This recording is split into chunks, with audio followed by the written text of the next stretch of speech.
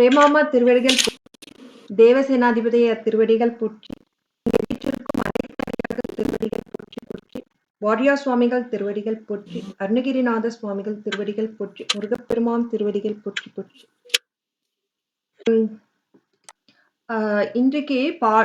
இன்றைக்கு வந்து பார்க்க வேண்டிய பாடல் வந்து 35 தான்.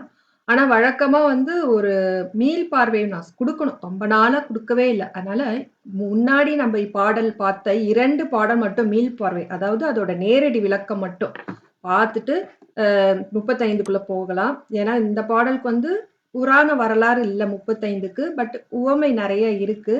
அது வந்து எப்படி எனக்கு சொல்லணும்னு தெரியல. பார்ப்போங்க முடிந்த அளவுக்கு. சரி. பாடல் 33.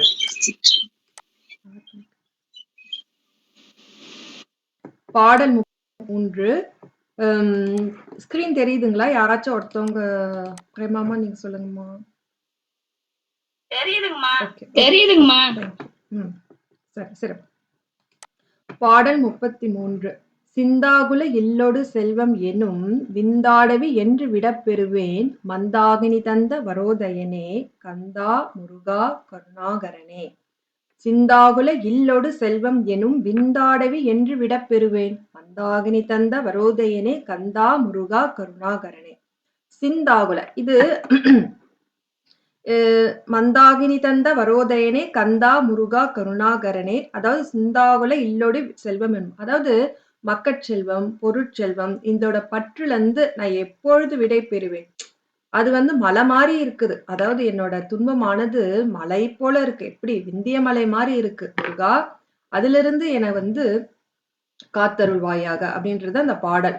அது அந்த பாடலுக்கு அப்படியே எப்படி இருக்காங்க, கந்தா கந்தா அப்படின்றாங்க. கந்தா வந்து நிறைய பொருள் இருக்கு. ஆனா இந்த இடத்துல வந்து ஆன்மாக்களுக்கு நீ பற்றுக்கோடாக விளங்குபவன் அல்லவா, அதனால என்னோட அந்த பற்றுக்கோடாக இருக்கும். அதனால அடியேனை வந்து இந்த பற்றுல இருந்து நீக்கி காப்பாற்று அப்படின்றாங்க. முருகா கருணாகரனே, கருணைக்கு இடமானவர். சரி, முதல்ல இருந்து பார்ப்போம். சிந்தாகுல இல்லொடு செல்வம் என்னும். சிந்தாகுலம் சிந்தை கூட்டல் ஆகுலம். சிந்தை அப்படின்னா மனது, ஆகுலம் அப்படின்னா துன்பம்.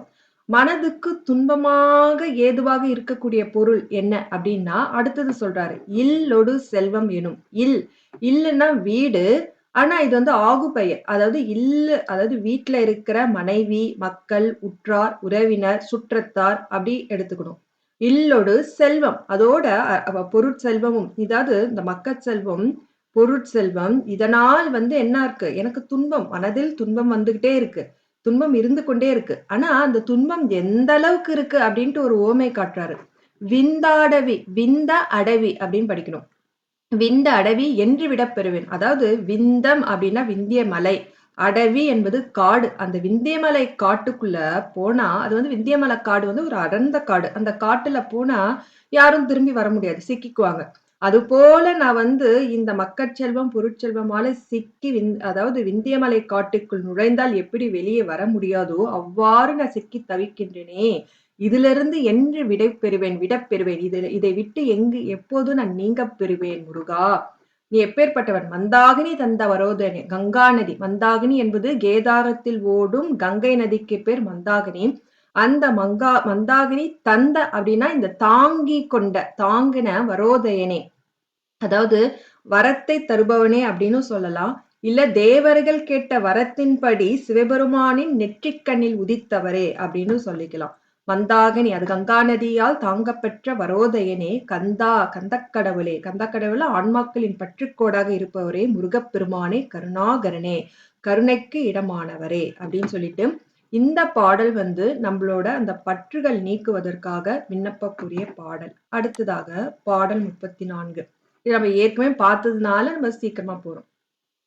சிங்காரம் நம்ம போன வாரம் பார்த்தது. சிங்கார மடந்தையர் தீநெறி போய் வங்காமல் எனக்கு வரம் தருவாய் சங்கிராம சிகாவல சண்முகனே கங்காநதி பால கிருபாகரனே அப்படின்னு சொல்றாங்க.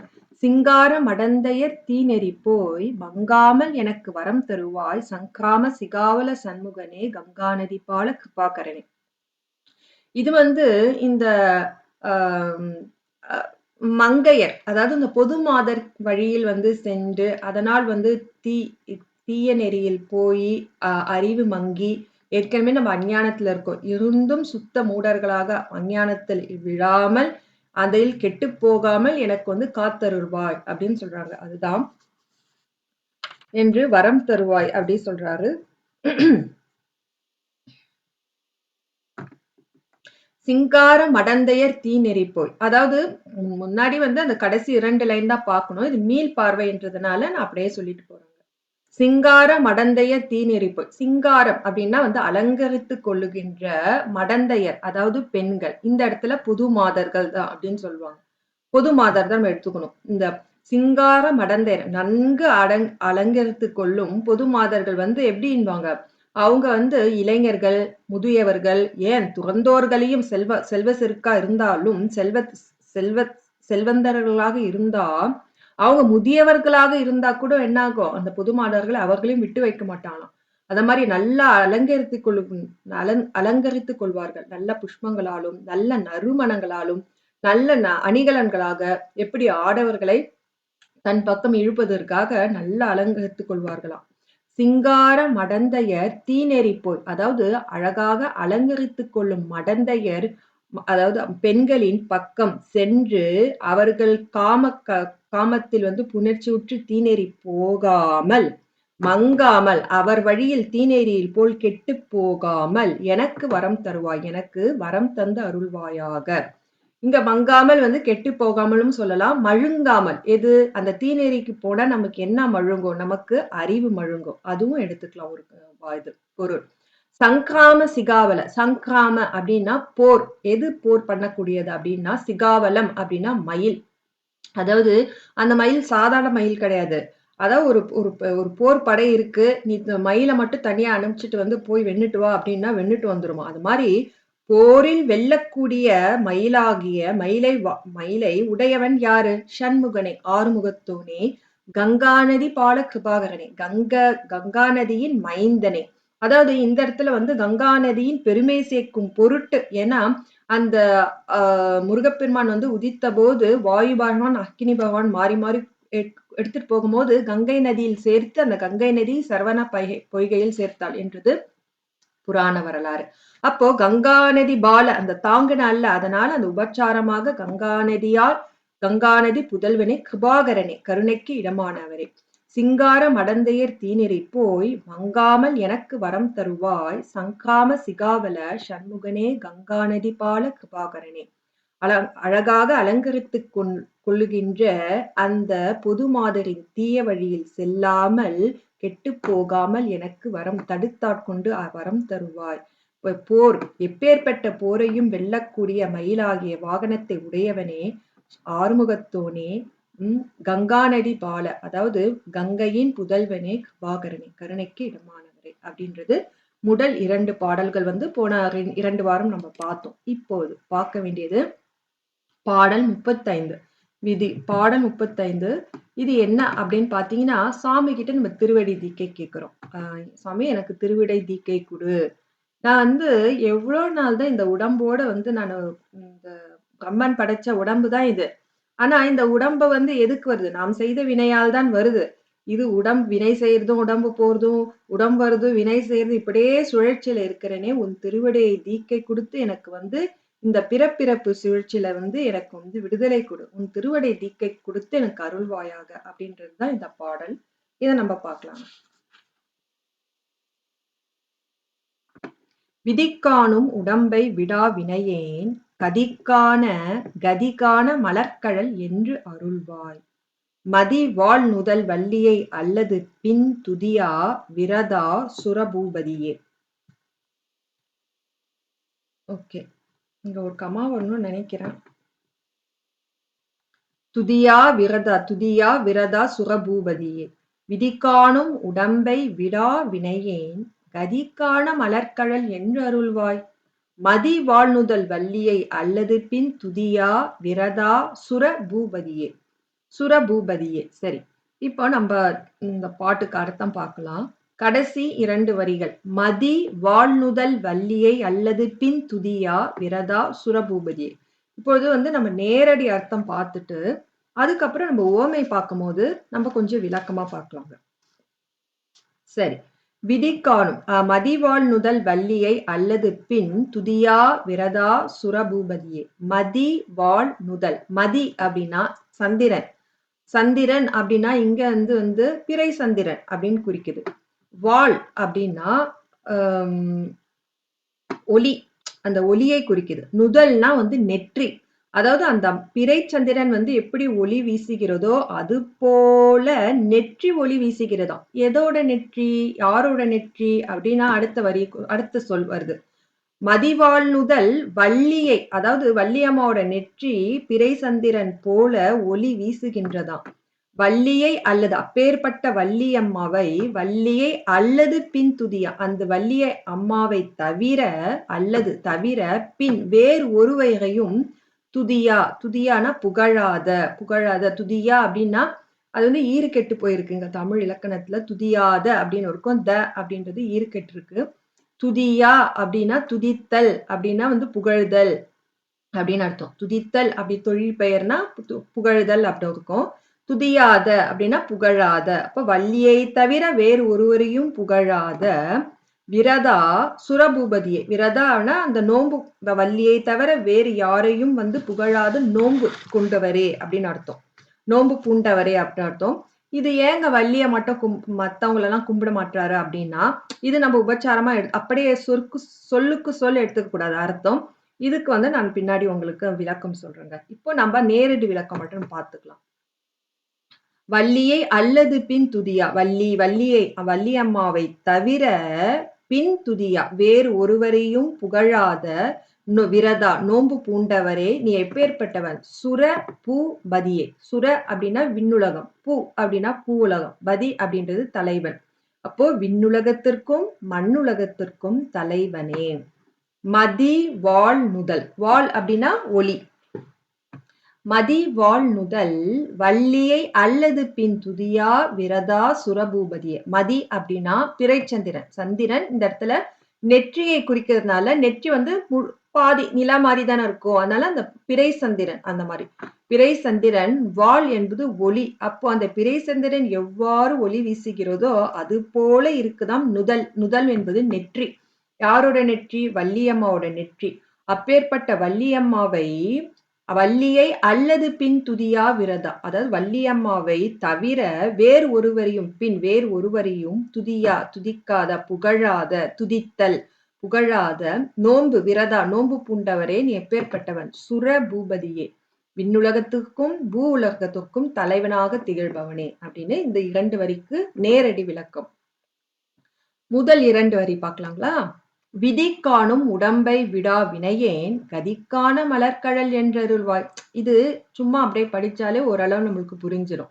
இந்த உடம்பை விடாம நான் எப்போ இந்த உடம்பை விட போறேன்? முருகா உன் திருவடி திச்சை எனக்கு தர, உன் மலர் திருவடி பெற்று நான் எப்போது அடையப்பேறேன் அப்படின்றத நம்மளுக்கு புரியுது இல்லைங்களா? இது எப்படி பார்ப்போம். விதி காணும். விதி அப்படின்னா இந்த இடத்துல பிரம்மதேவன் அப்படின்னு அர்த்தம். காணும் அப்படின்னா காணுதல். காணும்னா எதுல இருந்து வந்திருக்குன்னா காணுதல் அப்படின்ற ஒரு தொழிற்பெயர்ல இருந்து வந்திருக்கு. காணுதல் அப்படின்னு அந்த இடத்துல படைத்தல் அப்படின்னு அர்த்தம். விதி காணும் பிரம்மதேவன் படைத்த உடம்பை. பிரம்மதேவன் வந்து சிவபெருமானின் ஆக்ஞையாலதான் பிரம்மதேவன் வந்து ஒருத்தவங்களுக்கு இந்தந்த உடம்பு நீ எடு, இந்தந்த வினை செஞ்சிருக்கு, இந்த வினையை அனுபவிக்கிறதுக்கு இந்த உடம்பு போதும், இந்த வினை செய்யறதுக்கு இந்த உடம்பு போதும் அப்படின்னு நியமிக்கப்படுபவர் யார் அப்படின்னா பிரம்மதேவர். அவர் தனித்து செய்கின்றாரா? இல்ல. நம்ம திருப்புகழை பார்த்தோம். படைக்க பங்கையன், துடைக்க சங்கரன் அப்படின்னு நம்ம பார்த்தோம். இவங்கெல்லாம் வந்து அவங்க தனித்தனியாவ செய்யறாங்க? இல்ல. சிவபெருமானின் உத்தரவின்படி வந்து செய்யறாங்க இல்லையா? அப்போ விதி காணும் உடம்பை விடா வினையேன். அதாவது விதி என்பது பிரம்மன், காணும் அப்படின்றது காணுதல் அப்படின்றதுல இருந்து வந்தது. அப்ப பிரம்மதேவன் படைத்த, காணும் அப்படின்னா பிரம்மதேவன் படைத்த உடம்பை விடாவினே, இந்த உடம்பை விடாத வினையேன். நான் இந்த உடம்பை விடமாற்றேன். உடம்பை விடா வினையேன், உடம்பை விடா வினையேன். வினையேன் நான் வந்து புலையேன், கொலையேன், அந்த மாதிரி வினையேன் அப்படின்னு சொல்லிக்கிறாரு. அப்படின்னா என்ன? நான் வினைகளை உடையவன், அதனால அவரை வந்து வினையேன் அப்படின்னு சொல்லிக்கிறாரு. அவர் மட்டும் இல்ல, நம்ம எல்லாருமே இல்லைங்களா? விதிக்காணும் உடம்பை விடா, அதாவது இந்த உடம்பை விடுவதற்கு வந்து நமக்கு எந்த எப்படி சொல்றது? இது வந்து ஆகுபெயர். அதாவது உடம்பை நம்மளால விட முடியாது. இது சாமி குடுத்தது. அது எப்போ போகும், எப்ப வரும் நமக்கு தெரியாது. ஆனா, இந்த இடத்துல ஆகுபெயர் அந்த உள்ள என்ன அர்த்தம்னா, நம்ம முன்னாடி ஒரு பாட்டு பார்த்தோம் இல்லீங்களா? "சிந்தாகுல இல்லொடு" இல் அப்படின்றது வந்து வீடு. நம்ம வீட விடணுமா அப்படின்னு கிடையாது. அப்படி இல்ல. வீட்டில் உள்ள சுற்றத்தார், மனைவி, மக்கள், சுற்றத்தார், உறவினர் அவர்களோட பற்றை விட வேண்டும் என்பதுதான் அந்த ஆகுபெயரா சொல்லியிருக்காங்க.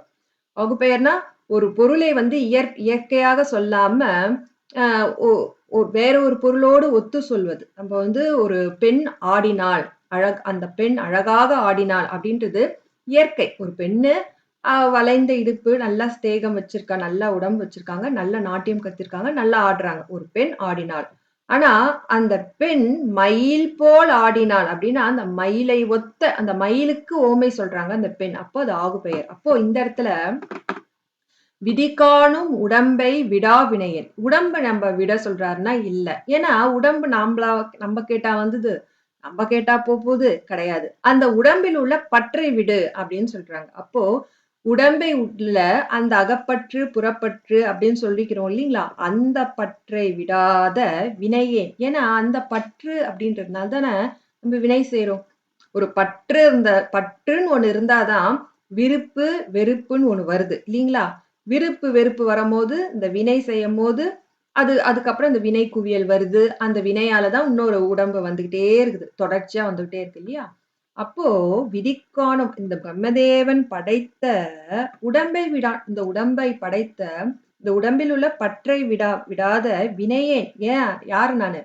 வினை குவியல்களை கொண்ட அடியேன், வினையேன் கதிகான அதாவது நற்கதிகான உன்னோட சிவகதி காண முத்தியின் நெறி காண மலர்கழல் மலர் அப்படின்னா எப்போதுமே வந்து தாமரை அதாவது அந்த தாமரைக்கு திருவடியை வந்து தாமரைக்கு ஒத்து சொல்வது அதே மாதிரி கழல் என்றருள்வாய் கழல் அப்படின்றது வந்து ஒரு வகையான அணிகலன் அது வந்து கால்ல வந்து அணியறது அப்போ இந்த இடத்துல அதுவும் ஆகு பெயர் சொல்லுவாங்க தானி ஆகு பெயர் அதாவது அந்த கழல் இப்ப கை அப்படின்னா வந்து வளையல் அப்படின்னா என்ன வளையல் அப்படின்னா அந்த வளையல் அணிந்த பெண் அப்படின்னு நம்ம வந்து வச்சுக்கலாம் இல்லைங்களா ஆனா அந்த வளையல் வச்சு அந்த வளையல் அணிந்த ஒரு கை வளையல் அணிந்த கையை உடைய ஒரு பெண் அப்படின்னு வந்து சொல்லிக்கலாம் அது போல இங்க கழல் என்ற அருள்வாய் அப்படின்றது கழல் அப்படின்னா கழல் எங்க அணிப்பாங்க திருவடி அந்த கழலை அணிந்த திருவடியை என் தலைமீது எப்போது சூட்டுவாய் என்றருள்வாய் என் தலைமீது எப்போது சூட்டுவாய் திருவடி தீக்க எப்பொழுது தருவாய் கதிகான அதாவது நற்கதிகான நல்ல நெறியை அடைய நல்ல கதி சிவகதியை அடைய நல்ல கதியை அடைய மலர்கழல் உன் தாமரை போன்ற திருவடி அந்த திருவடின்றது வந்து இங்க கழல் சொல்றாங்க அதாவது கழலை சொல்லி அந்த கழல் எங்க இருக்குது கால்ல இருக்குது அந்த திருவடி இப்போ கால் திருவடி அதாவது மலர் தாமரை போன்ற திருவடியை நீ என்றருள்வாய் என் எப்பொழுது என் தலை மீது சூட்டுவாய் முருகா உன் திருவடி தீட்சை தா அப்பதான் இந்த உடம்பையும் விடுவேன் இந்த உடம்புடைய பற்றையும் விடுவேன் அது மட்டும் இல்லாம இந்த வினைக்குவியலும் வந்து நான் விடுவேன் அப்படின்னு சொல்றாரு விதிகாணும் உடம்பை விடா வினையேன் கதிகான மலர்கழல் என்று அருள்வாய் மதி வாழ்நுதல் வள்ளியை அல்லது பின் துதியா விரதா சுரபூபதியே மதி சந்திரன் பிறை சந்திரன் எப்படி பிறை சந்திரன் ஒத்த ஒளியை வாழ்நுதல் அதாவது ஒளியை வீசுகின்ற நெற்றியை உடைய வள்ளியை அல்லது வள்ளியை தவிர பின் வேறு ஒருவரையும் துதியா புகழாத விரதா நோன்பு பூண்டவரே சுரபூபதியே நீ விண்ணுலகத்துக்கும் முருக பெருமான் யாரு அகில உலகற்கும் தலைவன் விண்ணுலகத்திற்கும் பூ உலகத்திற்கும் பதியாக விளங்குபவன் விதிகாணும் உடம்பை விடா வினையேன் விதிகாணும் பிரம்மதேவன் படைத்த காணும்னா காணுதல் படைத்தல் பிரம்மதேவன் படைத்த இந்த உடம்பை விடா வினையேன்னா வினைகளை உடைய அடியேன் உடம்பை விடான்னா அந்த உடம்பில் உள்ள பற்றை விடாமல் வினையேன் இதனால வந்து பற்றிருந்தா வினை வந்துகிட்டே இருக்கும் அதனால வினைகளை உடைய அடியேன் கதிகான நல்ல கதியை அடைய மலர்கழல் என்றழுவாய் உன் திருவடி தாமரை போன்ற உன் திருவடி என் தலை மீது எப்பொழுது சூட்டி அருள் புரிவாயாக. முருகா எப்பொழுது அருள் புரிவாய்? கொஸ்டின் கேட்கிறார், கேள்வி கேட்கிறார். முருகா எனக்கு சீக்கிரம் அருள் புரி அப்படின்ட்டு சொல்றாங்க. இதுதான் இந்த பாடல். ஒரு தடவை நான் படித்து காட்டுறேங்க. பொழிப்புரை வேணும்னா உங்களுக்கு சொல்லிட்டு அதுக்கப்புறம் நம்ம அடுத்தது போலாம். விதிகாணும் உடம்பை விடா வினையேன் கதிகான மலர்கழல் என்றருள்வாய் மதிவாழ்நுதல் வள்ளியை அல்லது பின் துதியா விரதா சுரபூபதியே. மதி பிறை சந்திரன் ஒத்த ஒளி வீசக்கூடிய நெற்றே உடைய வள்ளியம்மாவை தவிர வேறு ஒருவரையும் புகழாத நோன்பு பூண்டவரே நீ முருகப்பெருமானே விண்ணுலகத்துக்கும் மண்ணுலகத்துக்கும் அவனே தலைவன். இந்த பிரம்மதேவன் படைக்கப்பட்ட உடம்பை விடாத வினைக்குவியல்களை உடைய அடியேன் வழி காண உன் திருவடி கழல் தாமரை போன்ற உன் திருவடி தீக்கை என்போது என் தலைமீது சூட்டி அருள் புரிவாயாக அப்படின்னு சொல்றாங்க. சரிங்களா? அடுத்தது ஒரு பாடல். இப்போ நம்ம ஓமைக்கு போய்க்கலாம். இந்த ஓமை இப்படி வச்சிடறேன்.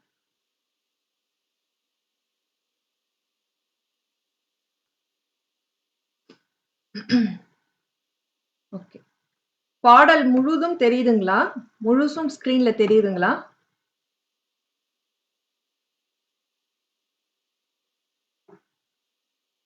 சரி சரி சரி. ஏன்னா அடியேன் யாரையும் பார்க்க முடியல, பெரிய திரை போட்டுட்டு அதுக்காக கேட்டேன். சரிங்க. இப்போ என்னன்னா இப்போ நம்ம ஃபுல்லா ஓமைக்கு போயிடலாம். ஒரு ஓமை பாத்தீங்கன்னா கொஞ்சம் அடியனுக்கு கொஞ்சம் கஷ்டமா தான் இருந்தது. பிளஸ் புக்கு இல்ல அடியனுக்கு. அந்த யூடியூப்ல அங்கங்க சர்ச் பண்ணி தான் எடுத்தேன். இது என்ன அப்படின்னு பாத்தீங்கன்னா, நம்மளுக்கு எல்லாருக்குமே ஒரு கேள்வி இருக்கு. ஃபர்ஸ்ட் எப்படி நம்ம கேவலத்துல இருந்தோம். அதாவது ஆன்மாக்கள் 3 நிலையில் இருக்காங்க. இதெல்லாம் முன்னாடி நம்ம பார்த்தோம் தான். ஒரு மீள்பார்வை. அதாவது ஆன்மாக்கள் இருக்கும் நிலை அப்படின்னு பாத்தீங்கன்னா, கேவல நிலை, பெத்த நிலை, சுத்த நிலை, 3 நிலை. அந்த கேவல நிலையத்துல எப்படி இருக்கும்னா, அதாவது ஆன்மாவோட தன்மை அப்படின்னு பாத்தீங்கன்னா, இருங்க யார் வந்திருக்கான்னு பாப்போம். அவங்களுக்கு ஏத்த மாதிரி நம்ம சொல்ல முடியும்.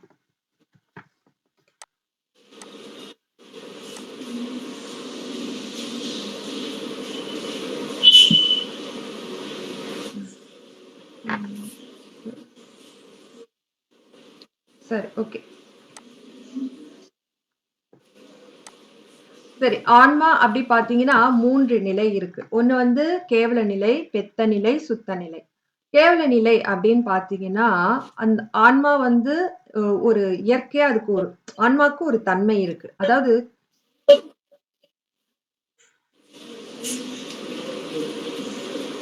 யாரோ சவுண்ட் ஏதோ வருதே.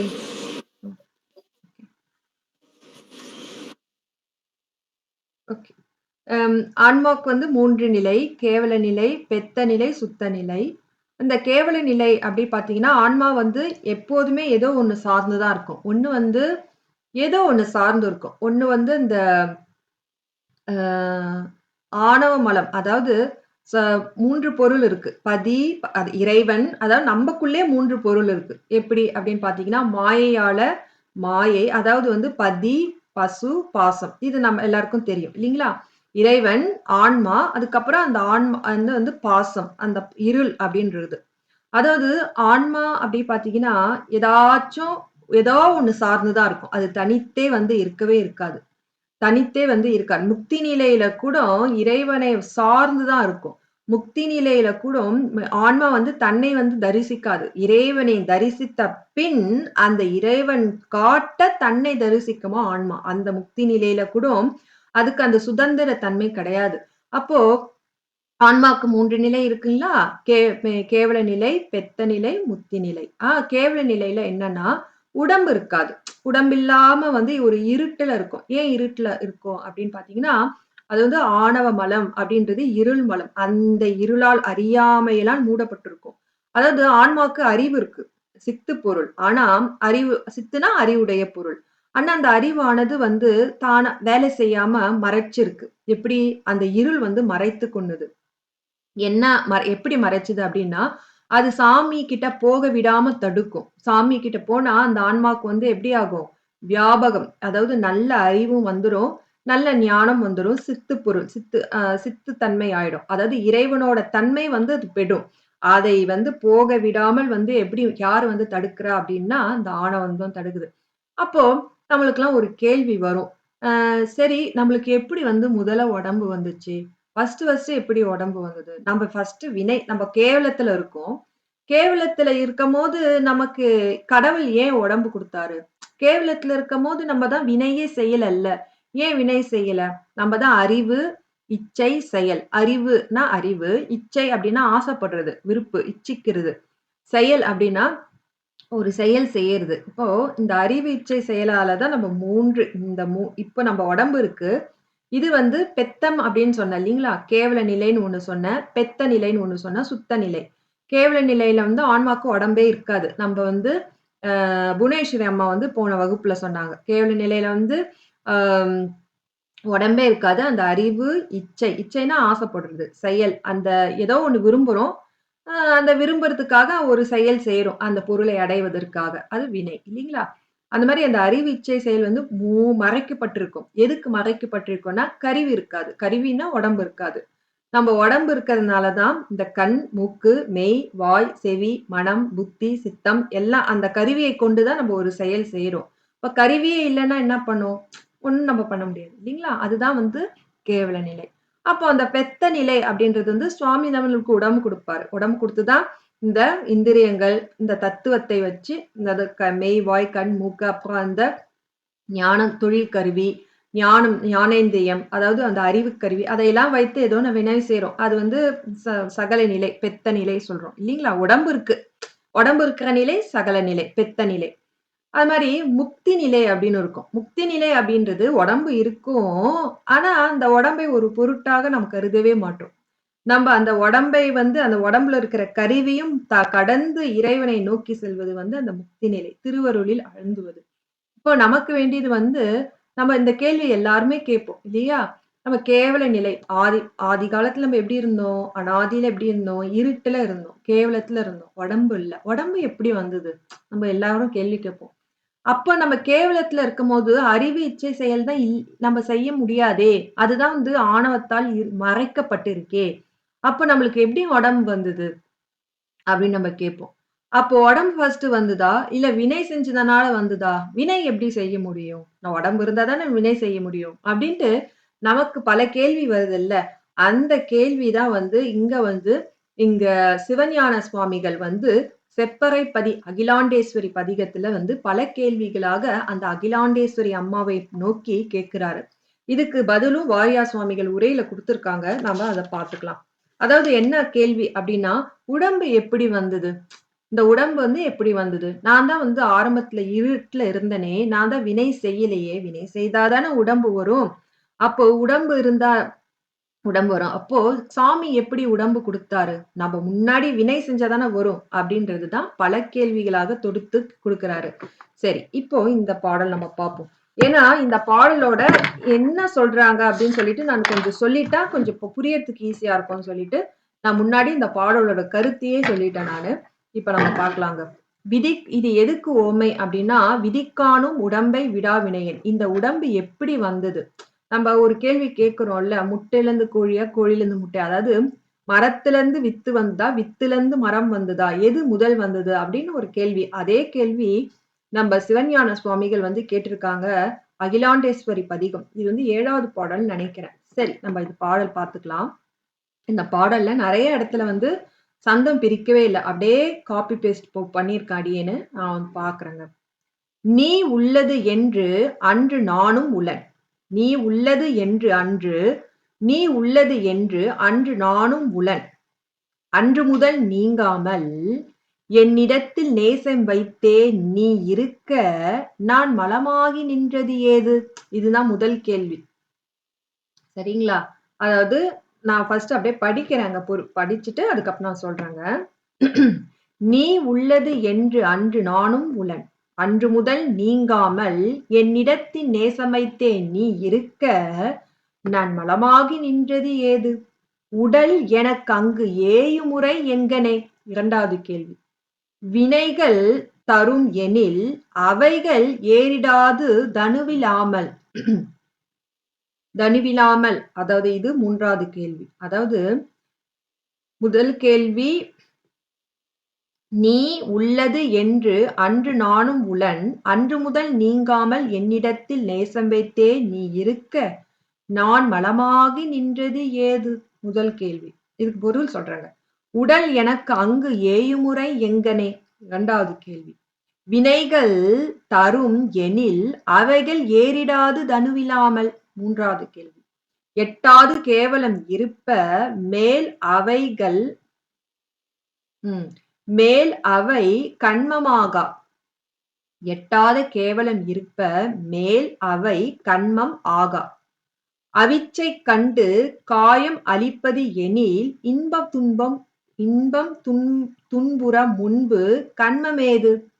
இதனை அருள்வாய் ககனமுகடும் கடந்த அளவில் புவனங்களும் கரை புரண்டு எங்கும் ஓங்க ஆயுமறை காணா அகண்டமாய் நின்ற திரு அக்னீஸ்வரர் மருவு நீள் அருள்ஞான வாரியே ஆசை மேவிய செல்வ அகிலாண்டம் மென்னும் அரசே. இன்னும் ஒரு தடவை படிச்சு காட்டுறாங்க. அடியேன் இது பலமுறை படிச்சு எனக்கு கொஞ்சம் கஷ்டமா தான் இருந்தது. படிக்கிறதுக்கே கஷ்டமா இருந்தது. நீ உள்ளது என்று அன்று நானும் உளன், அன்று முதல் நீங்காமல் என்னிடத்தின் நேசமைத்தே நீ இருக்க, நான் மலமாகி நின்றது ஏது? உடல் எனக்கு அங்கு ஏயுமுறை எங்கனே? வினைகள் தரும் வினைகள் டரு அப்படின்னு இருக்குல்ல, இது வினைகள் தரும் எனில் அவைகள் ஏறிடாது தனுவிலாமல். எட்டாத கேவலம் இருப்ப மேல் அவை கண்மமாகா. அவிச்சை கண்டு காயம் அளிப்பதெனில், தளிப்பன அளிப்பதெனில், காயம் அளிப்பதெனில் இன்பம் துன்புற முன்பு கண்மமேது?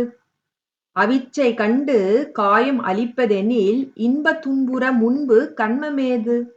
இதனை அருள்வாய் ககனமுகடும் கடந்த அளவில் புவனங்களும் கரை புரண்டு எங்கும் ஓங்க ஆயுமறை காணா அகண்டமாய் நின்ற திரு அக்னீஸ்வரர் மருவு நீள் அருள்ஞான வாரியே ராசை மேவிய செல்வ அகிலாண்டம் எனும் அரசே.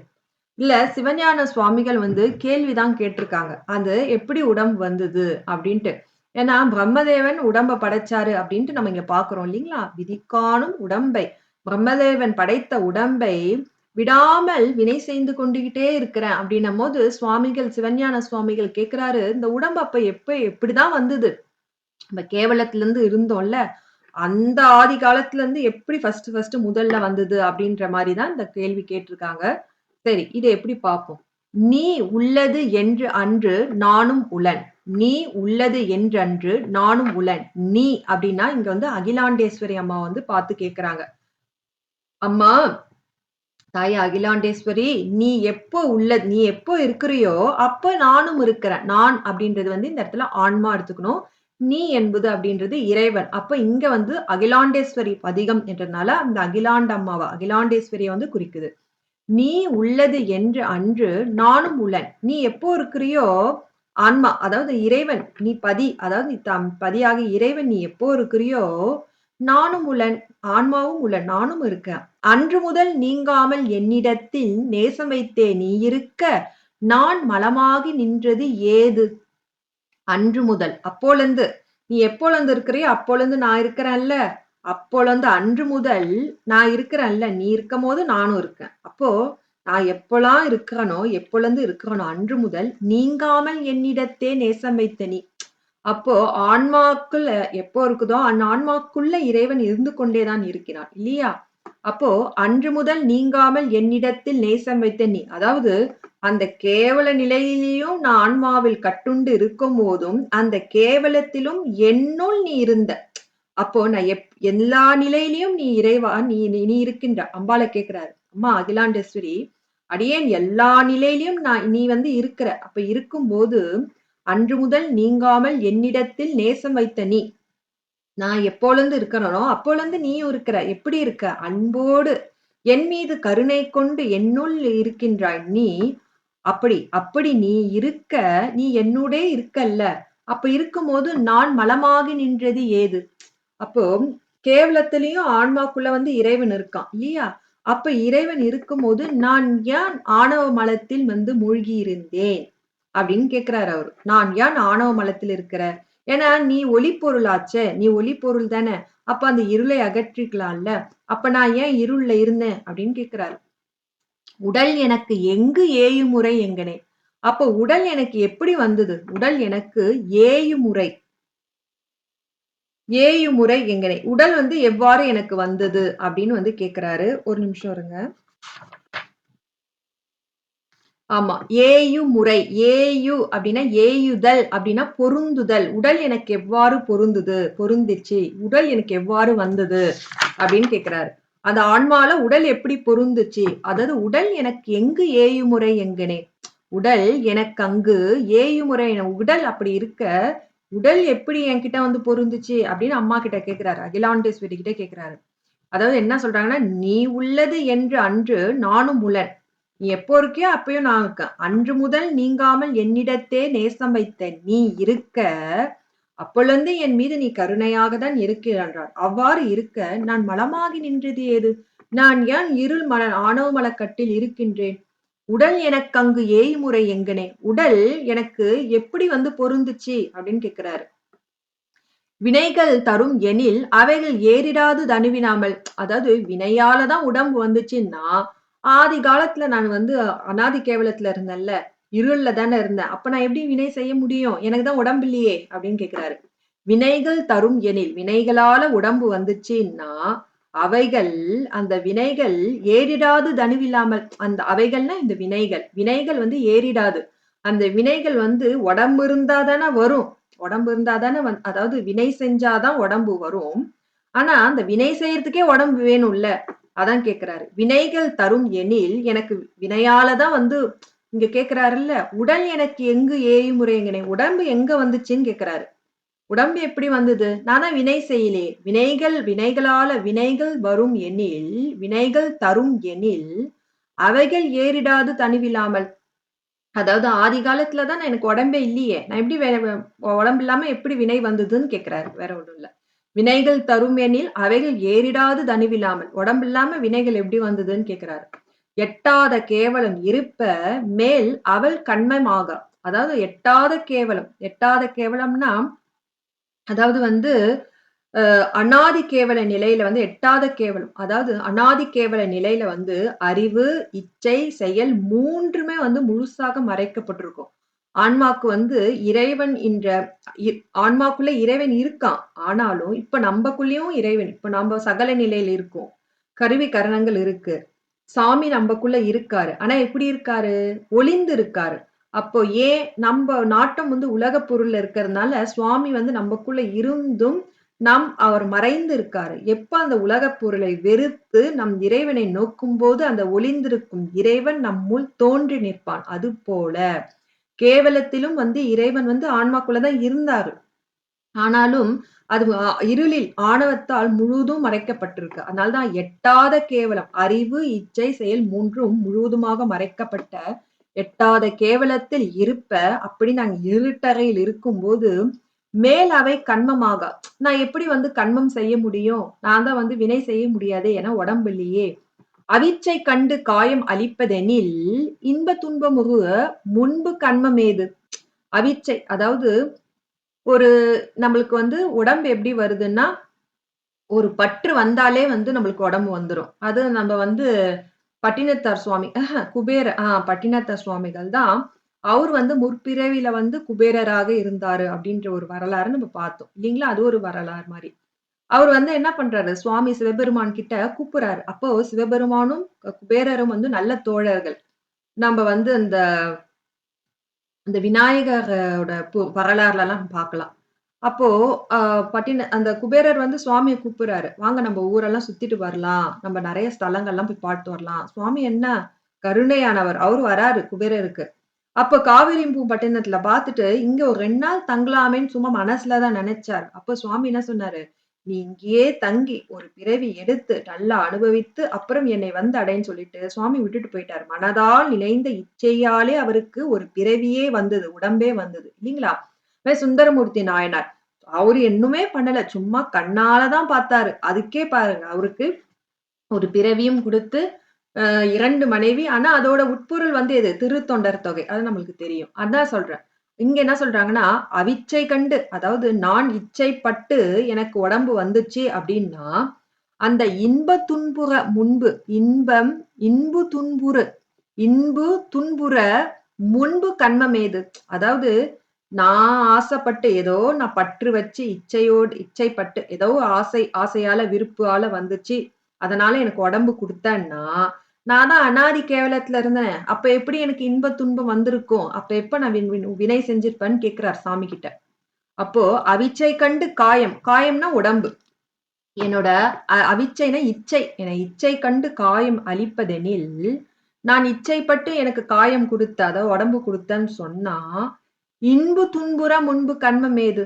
நான் எப்படி வந்து இன்பம், துன்பம் முன்னாடி நான் விருப்பு, வெறுப்பு செஞ்சனா? இல்ல. நான் கன்மம் செஞ்சனா? இல்ல. எனக்கு தான் உடம்பே இல்லையே! இதெல்லாம் எனக்கு இதனை அருள்வாய் அப்படின்னு கேட்கிறாரு. அதாவது சுவாமி கிட்ட கேட்கிறாரு. என்ன கேட்கிறாரு அப்படின்னா, நீ உள்ளது என்று அன்று நானும் உளன். நீ எப்போ இருக்கியோ அப்பயும் நானும் இருக்கேன். அன்று முதல் நீங்காமல் என்னிடத்தில் நேசம் வைத்த நீ இருக்க, நான் மலமாகி நின்றது ஏது? நீ நீ எப்பொழுந்து இருக்கியோ அப்பயும் என்னோட அன்பா தான் இருக்க. ஆனா நான் ஏன் மலக்கட்டுல இருந்தேன்? நீ தான் இருக்கியே, அப்ப நான் ஏன் மலத்துல இருந்தேன்? அப்படின்னு கேட்கிறாரு. உடல் எனக்கு ஏயுமுறை எங்கனே. உடல் எனக்கு எப்படி பொருந்தி வந்தது ஆதி காலத்துல? வினைகள் தரும் எனில் அவைகள் ஏறிடாது தனுவில் இல்லாமல். அதான் எனக்கு கேவலத்துல எனக்கு உடம்பே இல்லையே. உடம்பில்லாம வினை எப்படி வந்தது? அப்படின்னு கேட்கிறாரு. எட்டாத கேவலம் இருப்ப மேல் அவை கன்மமாகா. அதான் நான் அறிவு, இச்சை, செயல் என் 3ம் மறைக்கப்பட்டு கேவல நிலையில இருட்டறையில இருக்கேன்ல. அப்ப நான் எப்படி வினை செய்ய முடியும்? அப்படின்னு கேட்கிறாரு. அவிச்சை கண்டு காயம் அளிப்பதெனில் இன்பு துன்புற முன்பு கன்மமேது? நீ எனக்கு நான் வந்து சரி நானே வந்து ஒரு ஒரு இச்சை வைத்து ஏதோ ஒரு ஆசைப்பட்டுட்டேனே வச்சுக்கோயேன். நான் எப்படி ஆசைப்பட முடியும்? எனக்கு உடம்பு இருந்தா தானே, கருவி இருந்தா தானே நான் இச்சிக்க முடியும்.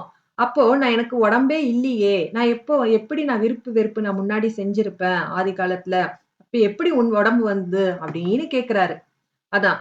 உடம்பு எப்படி வந்தது அப்படின்னு கேட்கிறாரு. இந்த விதி உடம்பு பிரம்மதேவன் படைத்தார்ல, அந்த முதல் முதல் உடம்பு எப்படி வந்தது அப்படின்னு கேட்கிறாரு சுவாமிகள். அதான். அவிச்சை கண்டு காயம் அளிப்பதெனில், நான் வந்து இச்சையால தான் வருது. இப்ப நான் குபேரர் சுவாமியோட அம் குபேரரோட வரலாறு ஒண்ணு சின்னதா சொன்னேன். அது மாரி சுந்தரமூர்த்தி நாயனார். அவங்கலாம் மனதால் ஒரு பற்று வைத்ததுனால வந்தது உடம்பு. அது மாரி நான் வந்து எப்படி இச்சை வைக்க முடியும்? அவிச்சை கண்டு காயம் அளிப்பதெனில், நான் ஆசைப்பட்டு விருப்புற்றேன் என்று எனக்கு உடம்பு குடுத்தால், இன்பு துன்புற முன்பு கன்மமேது? நான் எப்படி விருப்பு, வெறுப்பு, இன்பம், துன்பம் அடைய முடியும்? எனக்கு முன்னாடியே தான் உடம்பு இல்லையே! நான் கேவலத்துல தானே இருந்தேன். அப்படின்னு கேட்கிறாரு. இதனை அருள்வாய். இந்த கேள்விகளுக்கு என் சிந்தையில் பதில் குடுப்பாயாக அப்படின்ட்டு சுவாமி கிட்ட, அகிலாண்டேஸ்வரி கிட்ட சிவஞான யோகிகள் கேட்கிறாரு. ககமுகடும் கடந்த. ககனம் அப்படின்னா வந்து சிகரம் அர்த்தம். முகடு அப்படின்னா மலை அர்த்தம் இந்த இடத்துல. அதாவது அந்த அம்பாள் எப்படி இருக்காராம்? பறந்து விரிந்த இருக்காளாம். ககன முகடும் கடந்த, அதாவது மலைகள், சிகரங்கள் அனைத்தும் கடந்து அளவில் புவனங்களும் கரை புரண்டு ஓங்கும் ஓங்க. அனைத்து புவனங்களும் கரை புரண்டு எங்கும் ஓங்க. அனைத்தையும் கடந்து ஆய்மறை காண ஆய்கின்ற ஆய்மறைனா ஆராயும் அந்த வேதங்களாலும் காண முடியாத அகண்டமாய் நின்ற, அதாவது இந்த இந்த இது இது என்ன சொல்றாங்கன்னா, இறைவன் வியாபகத்துல இருக்கான். அனைத்தும் கடந்தவன். எல்லாம் அவனுள் அடங்கும். அந்த வியாபக நிலைய தான் இப்படி சொல்றாங்க. அதாவது ககன முகடும் கடந்து அளவில் புவனங்களும் கரை புரண்டு எங்கும் ஓங்க ஆயுமறை, அதாவது ஆராய் சென்ற அந்த மறை வேதங்களாலும் காண முடியாத அகண்டமாய் நின்ற திரு அக்னீஸ்வரர், அதாவது ராசைபுரம் அப்படின்னு சொல்லிட்டு ஒரு ஸ்தலம். அங்க அக்னீஸ்வரர் இருக்காரு. அந்த அக்னீஸ்வரர் மருவு நீள் அருள் ஞான வாரியே. அதாவது அந்த அக்னீஸ்வரரோடு பொருந்தி நிற்கும் அருள் ஞான வாரியே. அதாவது ஞான அருளை கடல் போன்று வாரி வாரி கொடுக்கும் ஞான வாரின கடல். அதாவது எப்படி கொடுப்பாளாம்? கடல் மாறி வந்து ஞானத்தை அருள்வாளாம். அருள்ஞான வாரியே ராசை மேவிய செல்வ அகிலாண்டேஸ்வரி என்னும் அரசே. ராசைபுரம் ராசை வெளிபுரம் என்ற ஒரு திருத்தலத்துல வந்து செல்வ அகிலாண்டேஸ்வரி என்னும் அரசே, அகிலாண்டேஸ்வரி நாயகியாக வீட்டிருப்பவள். அவள் எப்படி இருக்கலாம்? அக்னீஸ்வரர், அந்த சுவாமி ஸ்தலத்துல பேர் வந்து அக்னீஸ்வரரா. அந்த அக்னீஸ்வரத்தோட பொருந்தி இது இருக்கா அப்படின்ட்டு சொல்றாங்க. அதாவது சுவாமிகள் வந்து பல கேள்வி, இப்போ ஒரு தடவை நான் படிச்சு காட்டுறேங்க, இது புரியுதா அப்படின்னு பாருங்க. புரியலன்னா கூட பரவாயில்ல. இதோட கருத்து என்னன்னா, உடம்பு வந்து கேவலத்துல இருக்கும்போது உடம்பு எப்படி வந்தது, அந்த உடம்பு எப்படி வந்ததுன்னு கேக்குறாங்க. வாரியார் சுவாமி வந்து ஒரு உரை சொல்லியிருக்கார், பார்ப்போம். நீ உள்ளது என்று அன்று நானும் உளன். அன்று முதல் நீங்காமல் என்னிடத்தில் நேசம் வைத்தே நீ இருக்க, நான் மலமாகி நின்றது ஏது? உடல் எனக்கு எங்கு ஏயுமுறை எங்கனே? வினைகள் தரும் எனில் அவைகள் ஏறிடாது தனுவிலாமல். தனு அப்படின்னா உடம்பு. நான் தனு அப்படின்றது சொல்லல. தனு தனு கரண புவன போகம். தனு என்றது உடல். தனுனா உடல். இந்த தனுனா இந்த உடல் எல்லாமே எடுத்துக்கணும். உடம்பு. இந்த இடத்துல வந்து தனுனா உடம்பு தான். உடல் எனக்கு எங்கு ஏயுமுறை, ஏயுதல் அப்படின்னா பொருந்துதல். உடல் எனக்கு எங்கு ஏறுமுறை எங்கனே? வினைகள் தரும் எனில் அவைகள் ஏறிடாது தனுவினாமல் எட்டாத கேவலம் இருப்ப, மேல் அவை கண்மமாகா அவிச்சை கண்டு காயம் அளிப்பதெனில் இன்பு துன்புற முன்பு கண்மமேது? இதனை அருள்வாய். ககனமுகடும் கடந்த அளவில் புவனங்களும் கரை புரண்டு ஓங்க ஆயுமறை காணாத அகண்டமாய் நின்ற திரு அக்னீஸ்வரர் மருவு நீல் அருள்ஞான வாரியே ஆசை மேவிய செல்வ அகிலாண்டம் என்னும் அரசே அப்படின்னு சொல்றாங்க.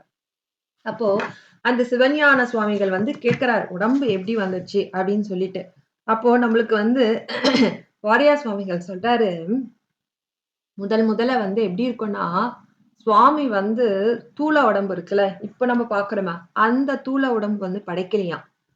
சுவாமி வந்து எப்படி படைச்சாருன்னா, ஃபர்ஸ்ட் சூக்கும உடம்பை தான் படைச்சாராம்.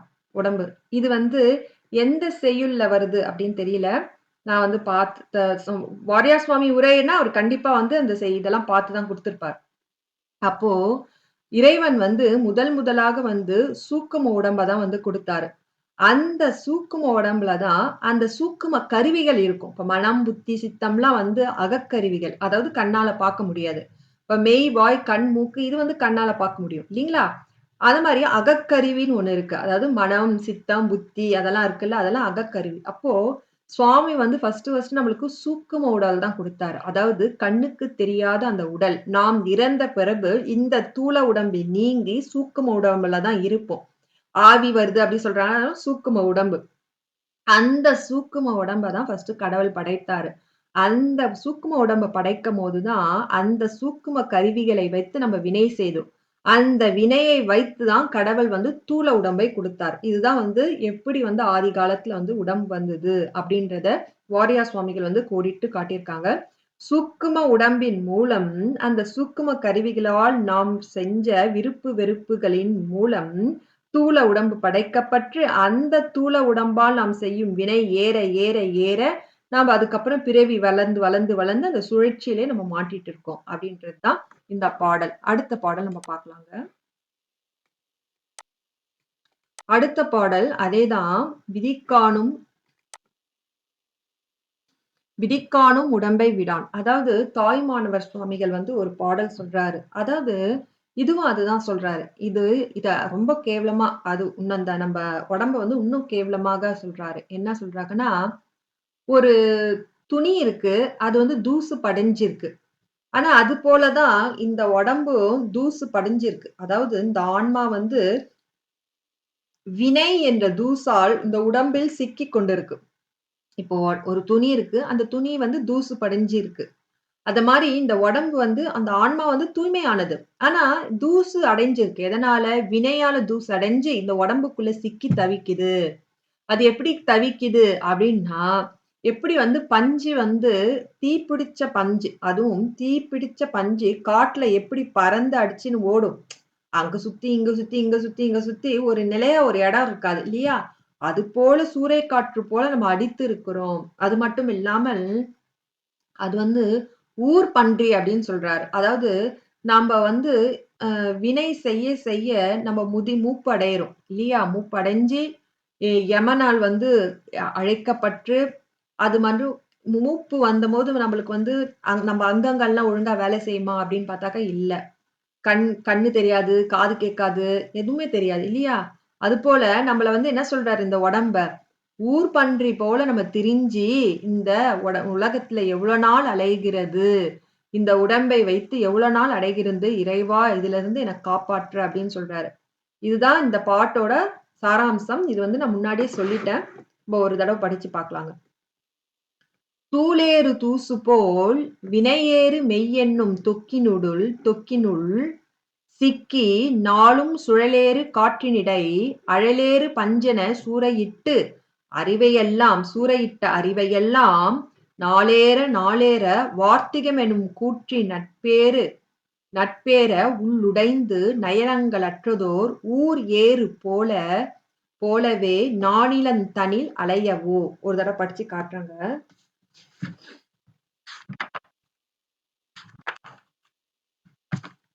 தூலேறு தூசுபோல் வினையேறு மெய்யென்னும் தொக்கினுள் சிக்கி நாளும் சுழலேறு காற்றினிடை அழலேறு பஞ்சன சூறையிட்டு அறிவையெல்லாம் நாளேற வார்த்திகமெனும்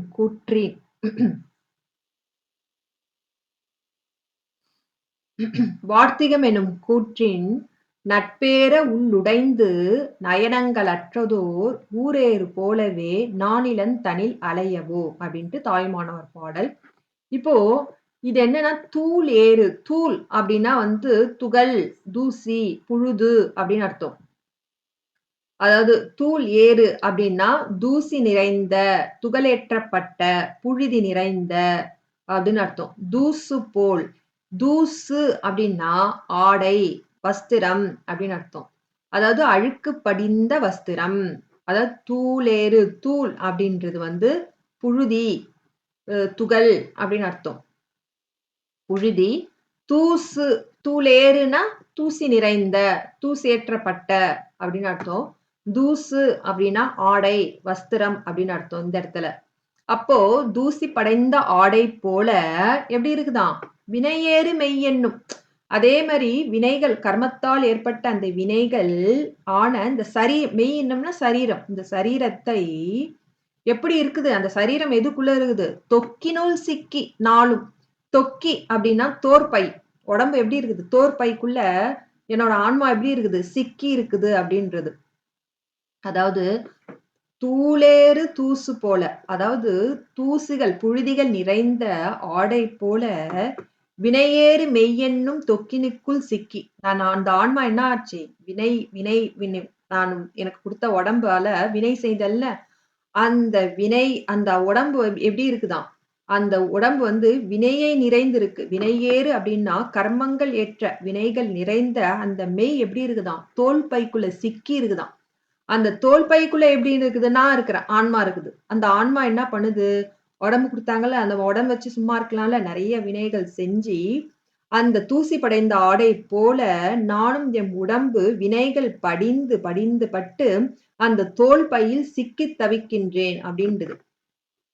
சுழலேறு காற்றினிடை, அதாவது ஒரு காற்றுல சுழற்காற்றுல வந்து அழலேறு பஞ்சு, ஒரு சுழற்காற்றுல வந்து அழல் வந்து தீ, நெருப்பு, பஞ்சன அந்த ஒரு பஞ்சு தீ பிடிச்சுக்கிச்சு. அது சுழற்காற்றுல சுத்துதுன்னா எப்படி இருக்கும்? சுழலேறு காற்றினிடை அழலேறு பஞ்சன சூறையிட்ட அறிவையெல்லாம், அதாவது சூறையிட்ட அறிவையெல்லாம், அதாவது ஒரு பஞ்சே வந்து பறக்கும். அது சுழல் காட்டுல பஞ்சு வந்து பறந்துச்சுன்னா, அதுவும் தீ பிடிச்சுக்கிச்சுன்னா அந்த பஞ்சுல அது எப்படி வந்து சுழலும்? அது போல சூறையிட்ட அறிவையெல்லாம், அது வந்து அது மட்டும் இல்லாம இப்படி வந்து நான் வந்து என் அறிவெல்லாம் வந்து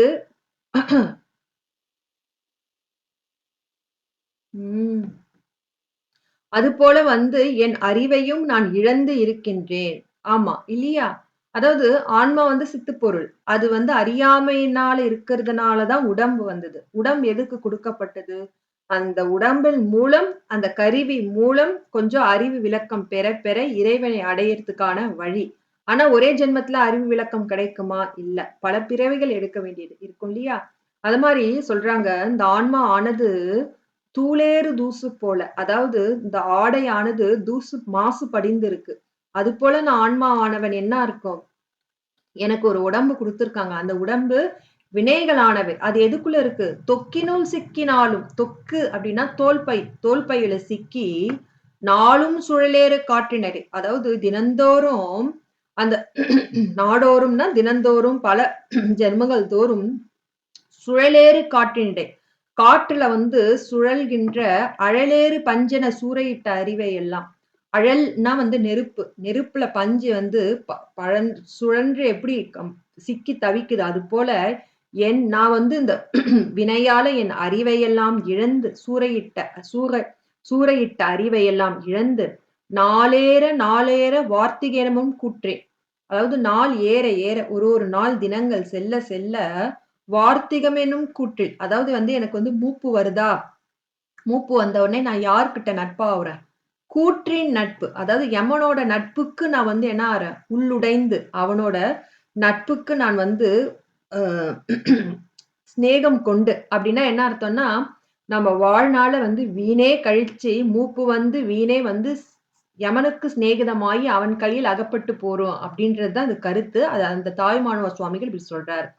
நாளேற நாளேற நாள்கள் ஏற ஏற வார்த்திகம் என்னும் கூற்றின் நட்பேற அதாவது நம்மளுக்கு நாளேற நாளேற என்னன்னா மூப்பு வருது. மூப்பினால கூற்றின் யமனோட கூற்று யமனுக்கு நட்பு யமனுக்கு நம்ம நட்பா இருக்கிறோம். அதனால நம்ம என்ன ஆகுறோம்? யமனோட நட்பு நம்மளுக்கு நல்லது வருமா? இல்ல. உள்ளுடைந்து அதனால நம்ம என்ன ஆகுறோம்? மனம் கலங்கி நயனங்கள் அற்றதோர் ஊர் ஏறு போலவே.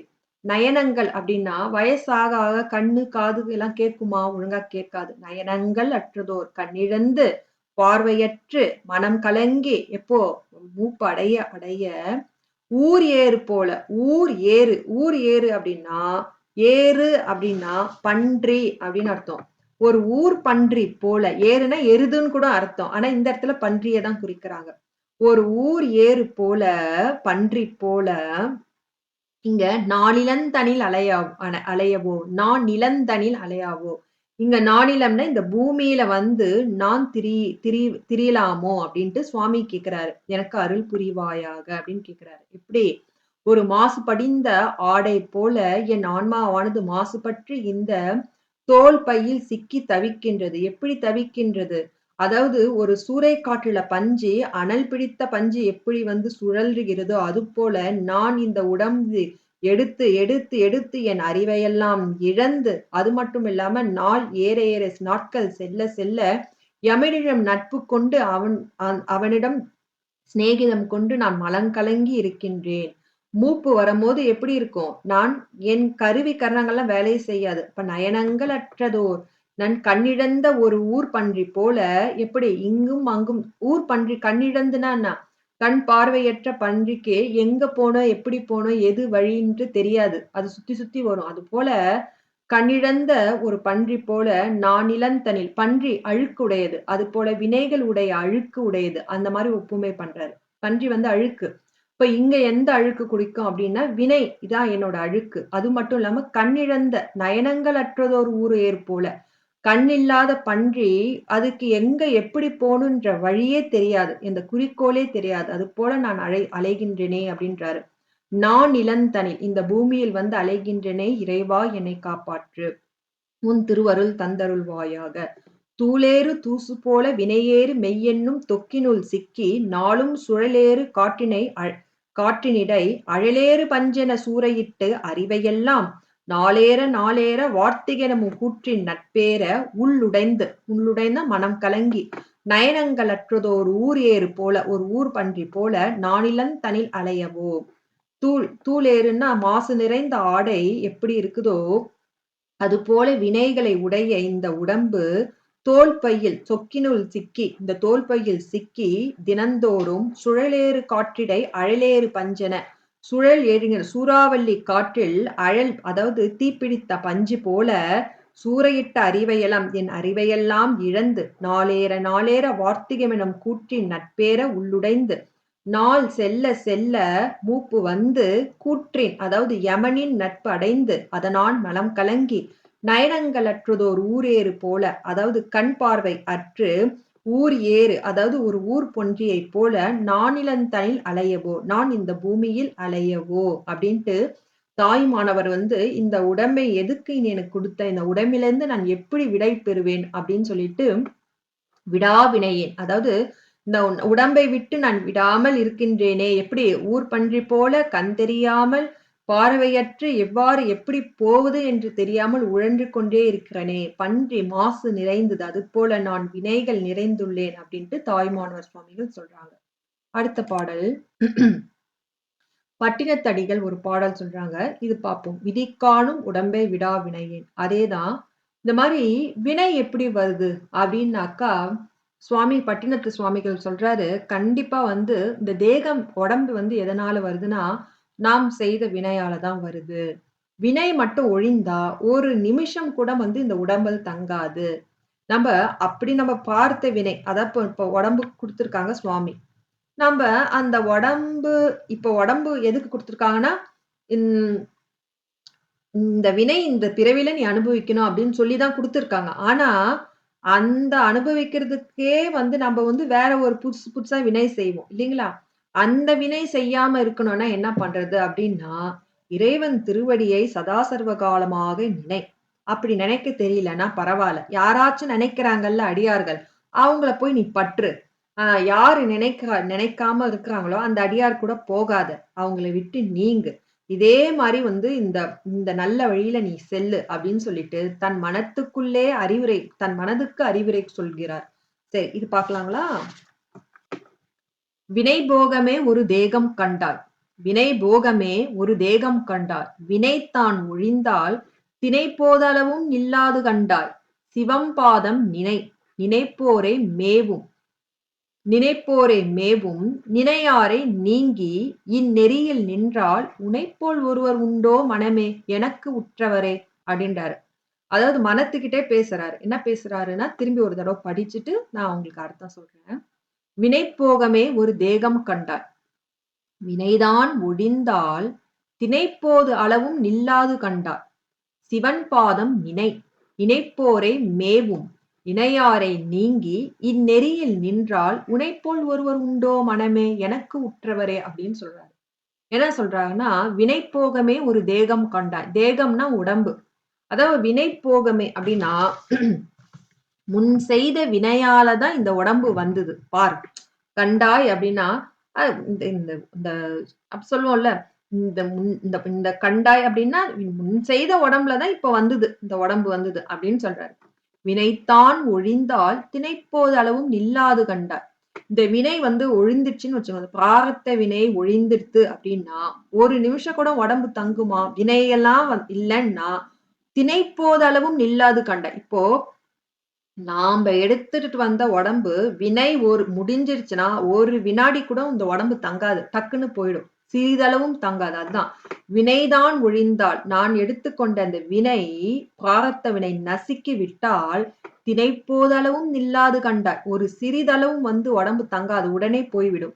ஆனா பிராரத்த வினை செய்யறதுக்கு தான் நம்மளுக்கு கடவுள் உடம்பு கொடுத்துருக்கிறாரு. ஆனா அதுலயும் நம்ம இன்னும் புதுசு புதுசா வினை செய்யறோம் இல்லையா? அது பேர் ஆகாமியம் அப்படின்னு சொல்லுவாங்க. நம்ம இப்போ அதுக்கு வந்து நான் உங்களுக்கு ஒரு உதாரணம் சொல்றேன். அதாவது வாரியார் சுவாமிகள் சொல்றாரு வினைகள் பத்தி நான் சொல்றேன். சரி அதாவது என்னன்னா இப்ப நாம இந்த உடம்பு வந்து ஏதோ ஒரு வினைக்காக தான் நம்மளுக்கு கொடுத்துருக்காரு. ஆனா இது செய்ய போய் நம்ம புதுசு புதுசா நம்ம செய்யறோம். இப்போ ஒரு உதாரணத்துக்கு நம்மளுக்கு ஒரு கஷ்டம் வருது வச்சுக்கோங்களேன். அந்த கஷ்டம் வந்து ஆஹ் எல்லாரும் நினைக்கிறோமா? அந்த கஷ்டத்தை அதாவது ஆன்மா வந்து இயற்கையா வந்து எப்படின்னா சந்தோஷப்படுறதுக்கு தான் வந்து அது பண்ணும். ஒண்ணு உலக பொருள்ல சந்தோஷப்படணும். இல்ல இறைவனை நாடி சந்தோஷப்படணும். அப்ப இன்பம் தான் அதுக்கு வந்து ஆசைப்படுது. ஆன்மா எப்போதுமே இன்பமாக இருக்கணும். இறைவன் இன்ப வடிவானவன் அவனும். இது ஆன்மாவும் இன்பத்தையே நாடுது. ஒண்ணு உலக இன்பத்தை நாடுது, இல்லைன்னா இறை இன்பத்தை நாடுது இல்லையா? அப்போ நான் எதுக்கு இதுக்கு சொல்றேன்னா அப்போ நம்மளுக்கு ஏதோ ஒரு கஷ்டம் வருதுன்னு வச்சுக்கோங்களேன். அப்ப அந்த கஷ்டத்தை வந்து யார் எத்தனை பேர் நினைக்கிறா? நாம் முன்பு செய்த வினையால தான் இந்த கஷ்டம் வருகின்றது. இதை நான் தாங்கிக் கொண்டு ஏற்றுக்கொள்ள வேண்டும் இறைவா! அப்படின்னு நம்ம கேட்கிறோமா? இல்ல. அந்த கஷ்டத்தை எப்படியெல்லாம் தடுத்து, அந்த கஷ்டம் வராத அளவுக்கு நம்ம என்னென்னலாம் செய்யலாம் அப்படின்னு யோசிக்கும்போது, புதிய வினை வருது. அதுவே ஆகாமிய வினை. இல்லையா? அதுதான் ஆகாமியம். அப்போ அந்த ஆகாமியம் வராத அளவுக்கு என்ன பண்ணணும்? அப்படின்னு கேட்கிறாரு. வினைதான் ஒழிந்தால் தினைப்போதளவும் நில்லாது கண்டாய். வினை ஒழிந்தால் ஒரு சிறிதளவும் வந்து நம் உடம்பு நிக்காது. அப்படி அந்த ஆகாமிய வினையை நசுக்க வேண்டும் என்றால் என்ன சொல்றாங்க?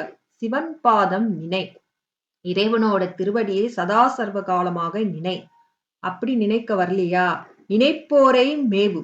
அதாவது நினை. யாராச்சும் மெய்யடியார்கள் இறைவனை தியானிக்கிறாங்கல்ல, அவங்கள சார்ந்து நீ இரு. நீ சாரும்போது அவங்களோட தன்மை நீ பெறுவாய். இப்போ ஆன்மா வந்து சார்ந்ததம் வண்ணம் சொல்லுவாங்க. அப்படின்னா என்ன? அப்படின்னா, எந்த பொருளை சாருகிறதோ, எந்த பொருளில் அழுந்துகிறதோ, ஆன்மா அந்த பொருளை தன் பொருளாக தன்மையை எடுத்துக்கொள்ளுமாம். அதனால இப்படி சொல்றாங்க, அறிவுரை சொல்றாங்க. சிவன் பாதம் நினை. இறைவன் திருவடியை நினை. அவ்வாறு நினைக்க முடியலன்னா, நினைப்போரை மேவும். அதாவது நினைப்போர்கிட்ட சகவாசம் வச்சுக்கோ அப்படின்னு சொல்றாரு. நினையாரை அவ்வாறு நினைக்கலன்னா, அவங்கள விட்டு நீங்கிடு. அவங்க கிட்ட சேராத அப்படின்றார். நினையாரை நீங்கி இந்நெறியில் நின்றால், அதாவது இறைவன் மெய்யடியார்கள் இறைவனை சிந்திக்கிறாங்கல்ல, அந்த நெறியில் நீ நின்றால், உனைப்போல் ஒருவர் உண்டோ மனமே? உனைப்போல ஒரு பெரிய அ பெரிய எப்படி சொல்றது? அ ஃப்ரெண்ட் ஒருவர் உண்டோ மனமே. எனக்கு உற்றவரே. அதாவது எனக்கு உற்றவரே நான் எனக்கு இந்த மாரி உறவினர். உன்னைப் போல வேற ஒருவர் இருக்காங்களா? நீ அதாவது மனசுக்கு கேட்கிறார். மனசுகிட்ட சொல்லிக்கிறார். உனக்கு குடுத்த இந்த பார்த்த வினையை கழிக்கணும்னா, நீ கழி. வினை செய்யாம நீ கழி. அது உனக்கு குடுக்குதாரா? ஆனா அதிலயும் ஆகாமியம் வினை செய்யக்கூடாது. அதிலே புதிய புதிய வினை நீ செய்யாம இருக்கணும்னா என்ன அர்த்தம்? இறைவனை நாடு. இறைவனை முன் நிறுத்தி இறைவனை சிந்தித்து செய்யும் அனைத்து வினையும் அது வினையா ஆகாது. அதனாலதான் சொல்றார். சிவன் பாதம் நினை. நினைப்போரை மேவ் அவர் இறைவனை வந்து சதா சர்வகாலமாக மெய்யடியர்கள் நினைக்கிறாங்கல்ல, பூஜை பண்றாங்கல்ல, வழிபாடு பண்றாங்கல்ல, சிவ பூஜை எல்லாம் பண்றாங்கல்ல, அவங்களோட சார்ந்து மெய்யடியாரோட இரு. இல்லைன்னா அவங்கள விட்டு நீங்கு. இந்நெறியில் நின்றால், இந்த நல்நெறியில் நின்றால், உன்னைப்போல் ஒருவர் உண்டோ மனமே உற்றோரே. அதாவது உன்னைப் போல எனக்கு வேற உற்ற துணை யாரு? அப்படி நீ நல்ல நெறியில இருந்தா, நீயே எனக்கு உற்ற துணை அப்படின்னு சொல்லிட்டு மனசுகிட்ட பேசிக்கிட்டாரு. இது அதுதான். வினை வந்து நமக்கு உடம்பு வந்து எப்படி வருது? வினையால் தான் வருகின்றது. அந்த வினையை தடுப்பதற்கு என்ன வழி? இறைவன் நாமத்தை இறை வழிபாடு, இல்ல மெய்யடியார் கூட்டத்தில் சேரு அப்படின்னு பட்டினத்தின் அடிகால் சொல்றாரு. அடுத்தது பார்க்கலாங்க. ஆம், வேகமா போறேனா? இல்ல புரியுதுங்களா? நெறைய செய்யுளா தான் இருக்கு இல்லீங்களா? அதுக்காக. பரவாயில்லைங்களா? தெளிவா புரியுதுங்கம்மா. இதே சரி, மாதிரி சரி. சொல்லுங்கம்மா. அடுத்தது சிவஞான போதம். சிவஞான போதத்துல ஒரு பாடல். இந்த சிவஞான போதம் அப்படின்னு பார்த்தீங்கன்னா, இது வந்து சிவஞான போதம் இருக்குல்ல, அது வந்து மெய்கண்டார் சுவாமி வந்து எழுதுனது. மெய்கண்டார் சுவாமி வந்து 2 1/2 வயசு. நமக்கு எல்லாருக்குமே குரு அவர்தான். மெய்கண்டார். சைவ சித்தாந்தம் வந்து இந்த சிவஞான போதத்தை படித்தால் வேற சைவ சித்தாந்த நூல் படிக்க வேண்டியது இல்ல. எல்லாமே அதில் அடங்கும். அந்த சிவஞான போதத்தை வந்து அதுல வந்து உதாரண வெண்பா. இந்த வெண்பா நீங்க பார்த்தீங்கன்னா, அதாவது 12 சூத்திரம் இருக்கு. சூத்திரம்னா அந்த 3, 3 வரி, 4, 4 வரி செய்யுளு. அதுல வந்து 12 தான் என்னமோ இருக்குன்னு நெனைக்கிறேன். சூத்திரம் 12 சூத்திரம் இருக்கு. 6, 6 இருக்கும். ஒண்ணு வந்து முதல் 6 சூத்திரம் வந்து நம்ம வந்து முப்பொருள். அதாவது பதி, பசு, பாசம்னா என்ன? அப்படின்னா என்ன? அது எப்படி இருக்கும்? அதோட இயல்பு என்ன? அப்படின்னு தெரிஞ்சுக்கலாம். எது? படிப்பு மூலமா. அதுக்கு அடுத்த சூத்திரம் 7 டூ 12 சூத்திரம் இருக்கு. மெய்கண்டார் சூத்திரம். அது படிச்சாக்கா, இறைவன் அருளை பெற்றால் எப்படி வந்து அனுபவம் நம்மளுக்கு கிடைக்கும்? அந்த அனுபவம் எப்படி இருக்கும்? அந்த அனுபவம் எப்படி வரும்? அப்படின்றத வந்து அந்த 7 டூ 12 சொல்றாங்க. அதுல 12வது சூத்திரத்துல 12வது சூத்திரத்துல வந்து ஜீவன் முக்தர்கள பத்தி சொல்றாரு மெய்கண்டார். அதாவது இந்த உடம்பை வைத்து ஏற்கனவே முக்தி அடைந்தவர்கள். ஆனா அந்த பிராரத்த வினையை கொண்டு பிராரத்த வினையால வந்து அந்த உடம்புக்காக வச்சிருக்காங்க. இப்ப ராமகிருஷ்ண பரமஹம்சர், வேற சேஷாத்ரி மகரிஷி நெறைய வச்சிருக்காங்களா. அவங்கலாம் வந்து இந்த அதாவது அவங்க வந்து ம் எப்படி சொல்றது? அவங்க வந்து அவங்க ஞானம் பெற்றவர்கள். ஏற்கனவே ஞானம் அடைந்த ஞானிகள், மகா ஞானிகள். ராமகிருஷ்ண பரமஹம்சர் ஞானி. ஆனா அந்த பிராரத்த வினையால வந்து அவர் வந்து உடம்பு எடுத்து அந்த வினைய வந்து அனுபவிச்சார். இல்லீங்களா? அந்த மாரி ஜீவன் முக்தர்களுக்காக சொல்லப்பட்ட அந்த சூத்திரம் வந்து 12வது சூத்திரம் இருந்தாலும், அந்த ஜீவன் முக்தர்கள் இருந்தாலும் உடம்பு வந்து நம்ம உலகத்துல தானே இருக்கு. இப்ப கருவி கரணங்கள் மாயையால் ஆனதுல்ல. அப்போ அவங்களுக்கு மல வாசனை எந்த நேரத்திலயும் வந்துரும். மல வாசனைன்னா என்ன? அந்த பற்று, பாசத்தோட அவங்க நீங்கிடுவாங்க. இருந்தாலும் அந்த அந்த அந்த வினை, பிராரத்த வினை அவங்க எந்த உடம்பு எதுக்கு எடுத்துட்டு வந்தாங்க, எந்த வினை செய்யறதுக்காக எடுத்துட்டு வந்தாங்களோ, அந்த வினை செய்யற வரைக்கும் உடம்பு தாங்கும். அந்த உடம்பு இருக்கும்போதே உலகத்தோட இருக்கிறதுனால, ஒரு கால் லைட்டா அந்த உலக பற்று வந்தா, எப்படி வந்து உதாரணம் வந்து சொல்லுவாங்க. அந்த பெருங்காயம் டப்பா இருக்கு இல்லைங்க?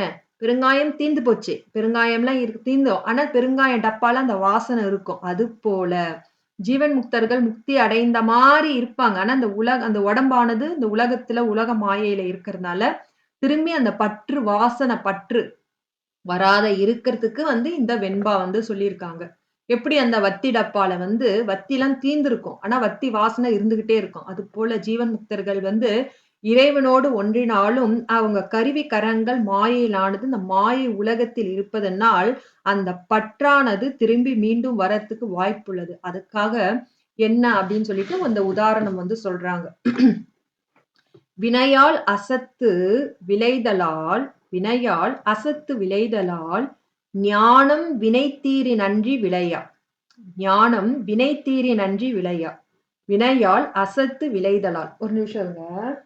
தண்ணி மட்டும் குடிச்சிடுறேன்.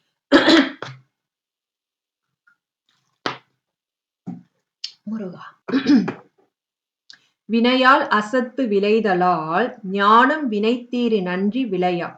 வினை தீர ஞானத்தை நாடி தொழவே அது நிகழும் ஆனத்தால் அன்பின் தொழு. ஒண்ணும் புரியல தானங்க, எனக்கு ஒண்ணும் புரியலதான். வினையால் அசத்து விளைதலால் ஞானம் வினை தீரினன்றி விளையா.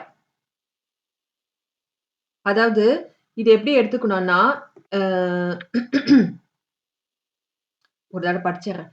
வினையால் அசத்து விளைதலால் ஞானம் வினைத்தீரினன்றி விளையா. வினை தீர ஞானத்தை நாடித் தொழவே அது நிகழும் ஆனத்தால் அன்பின் தொழு. ஒண்ணும் புரியல, பரவாயில்ல, நான் வந்து சொல்றேங்க.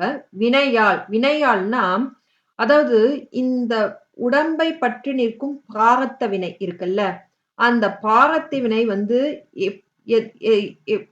பிராரத்த வினை வந்து எப்படி விளையுது அப்படின்னா அசத்து விளைதலால். அதாவது அசத்தாகிய ஆமா ஆமா இந்த அதாவது அந்த வினையால் அசத்து விளைதலால், அதாவது வினை இருக்கிறதுனாலதான் சுவாமி வந்து நம்மளுக்கு என்ன கொடுத்திருக்காராம்.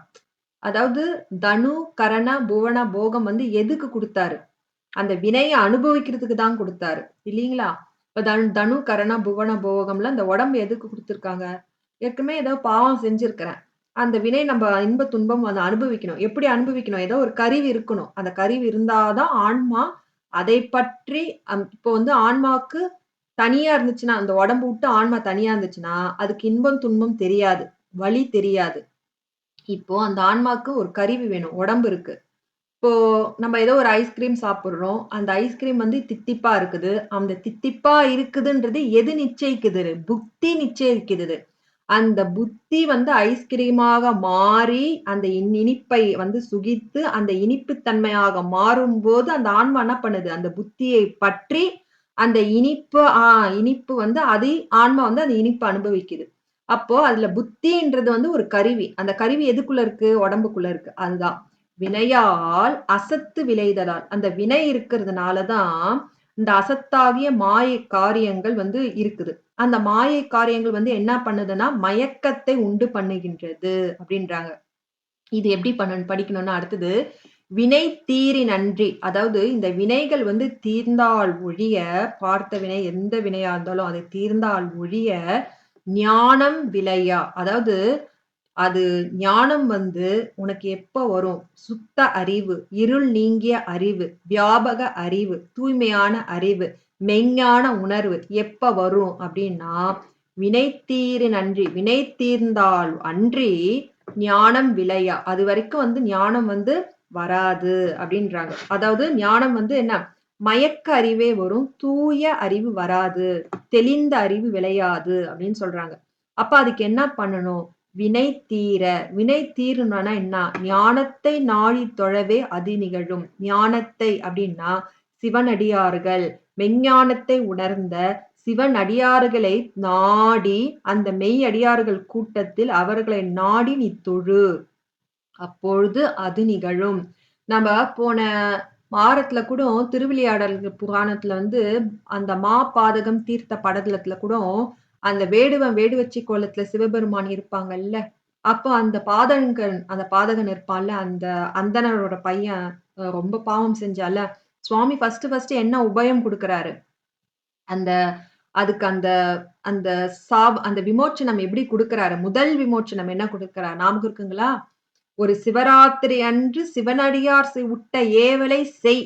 அதுக்கப்புறம் வந்து மாட்டுக்கு அருகு போடு அப்படின்றாரு. ஃபர்ஸ்ட் என்ன சொல்றாரு? ஒரு சிவனடியார் என்ன செய்யறாங்களோ, என்ன ஏவல் விட்டுறாங்களோ, அவர்கள் வந்து சிவராத்திரி இட்ட வேலையை செய்து ஒரு ஒரு வேலை பிச்செடுத்து உண்ணு அப்படின்னு சொல்றாரு. அது போல ஜீவன் முக்தர்களுக்கும் அப்படின்னா வாசன மனம் உள்ளவர்களுக்கும் சொல்றாரு. வினை தீர வேண்டும் என்றால் ஞானத்தை தேடி, ஞானம்னா எங்க சிவபக்தர்கள் மெஞ்ஞானத்தை உணர்ந்த சிவனடியார்களை நாடி தொழு. அப்பொழுது அது நிகழும். எது?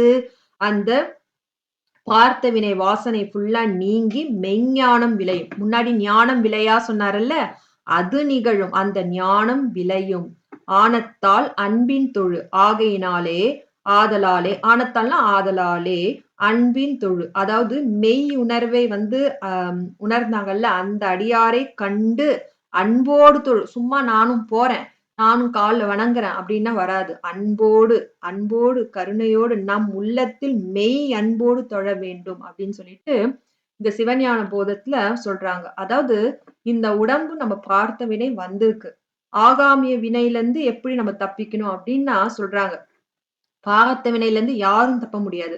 எந்த ஞானிகளே ஆனாலும் அவங்கள அந்த உடம்பிற்கான வினை அனுபவிக்கவே முடியும். ஆனால் இதுக்கப்புறம் புதுசாக செய்யறோம்ல வினை, அதை தடுக்க வேண்டும் என்றால் வினை தீர ஞானத்தை நாடி தொழவே அது நிகழும். அதாவது சிவனடியார்களை நாடி அவர்களோடு தொண்டு செய்ய வேண்டும். அப்போது ஞானம் விளையும். ஞானம்னா என்ன? அந்த மயக்கறிவு போய் உலகத்தில் உள்ள பற்று போய், உடம்பு பற்று போய், மக்கள், உற்றார், உறவினர், பொருட்செல்வம் அனைத்து பற்றும் நீங்கி, ஏன் ஞானம் விளையும்னா என்ன அர்த்தம் அப்படின்னா, எது நிலையற்றது, எது நிலை இல்லாதது என்று அந்த பக்குவம் உணர்வு வந்துரும். இப்ப நம்மளுக்கு அது நிலையற்றது, நிலை இல்லாததுன்னு வந்து வார்த்தைக்கோட தெரியும். இது நிலை இல்லாதது. இன்னைக்கு இருக்கும், நாளைக்கு போவோம். நாளைக்கு நம்மளுக்கு எப்போ நம்மளுக்கு சாவு வருமோ அப்படின்ட்டு நம்ம சும்மா வார்த்தையால சொல்றோமே தவிர, சதா சர்வ காலமா அது உணர்வோடு சொல்றோமா? இல்ல. அதனால அது எப்பொழுது அந்த ஞானம் விளையும் அப்படின்னா, இந்த மெஞ்ஞான சிவனடியார்களை நம் நாடி செல்லும்போது, அவர்களை அன்போடு தொழுந்துட்டே வரும்போது, நம் மயக்க அறிவானது தெளிந்து சிவ மெஞ்ஞானம் அடையும் அப்படின்னு சொல்றாரு. வினையால் அசத்து விளைதலால், அதாவது இந்த பிராரத்த வினையால் தான் அசத்து விளைதலால் இந்த மாய காரியங்கள் வந்து நமக்கு மயக்கத்தை தருகின்றது. ஞானம் வினை தீரி நன்றி. அதாவது விளையா. இது எப்படி எடுத்துக்கணும்னா, வினை தீரி நன்றி. வினைகள் முற்றும் அழிந்தால் ஒழிய ஞானம் விளையா. ஞானம் வந்து விளையா. நம்மளுக்கு வந்து அதாவது அந்த இறைவன் மெய் ஞானம் வந்து நம்மளுக்கு மேம்பட்டு தோணாது. மெய்ஞானம்னா என்ன? நமக்குள் மறைந்திருந்த இறைவன் வெளிப்பட்டு தோன்றும் நிலை வராது. இவ்வாறு வினை தீர வேண்டுமென்றால் ஞானத்தை நாடித் தொழவே, சிவபக்தர்களை நாடித் தொழு. அது நிகழும். அப்பொழுது மெஞ்ஞானம் உதிக்கும். மெஞ்ஞானம் என்றது தூய்மையான மெய் உணர்வு. அதாவது நிலையற்றது, நிலை இல்லாதது என்று பகுத்தறிந்து உலகப் பற்றுகளை நீக்கி இறைவன் மீது பற்று அறிந்து திருவருளில் அழுந்துவது. அந்த ஆதலால் அன்பின் தொழு. அதாவது சிவனடியார்களை அன்போடு தொழு அப்படின்ட்டு சிவஞான போதம் சொல்றாங்க. இது ஒரே ஒரு தடவை படிச்சு காட்டிட்டு அடுத்த வெண்பாக்கு போலாம்.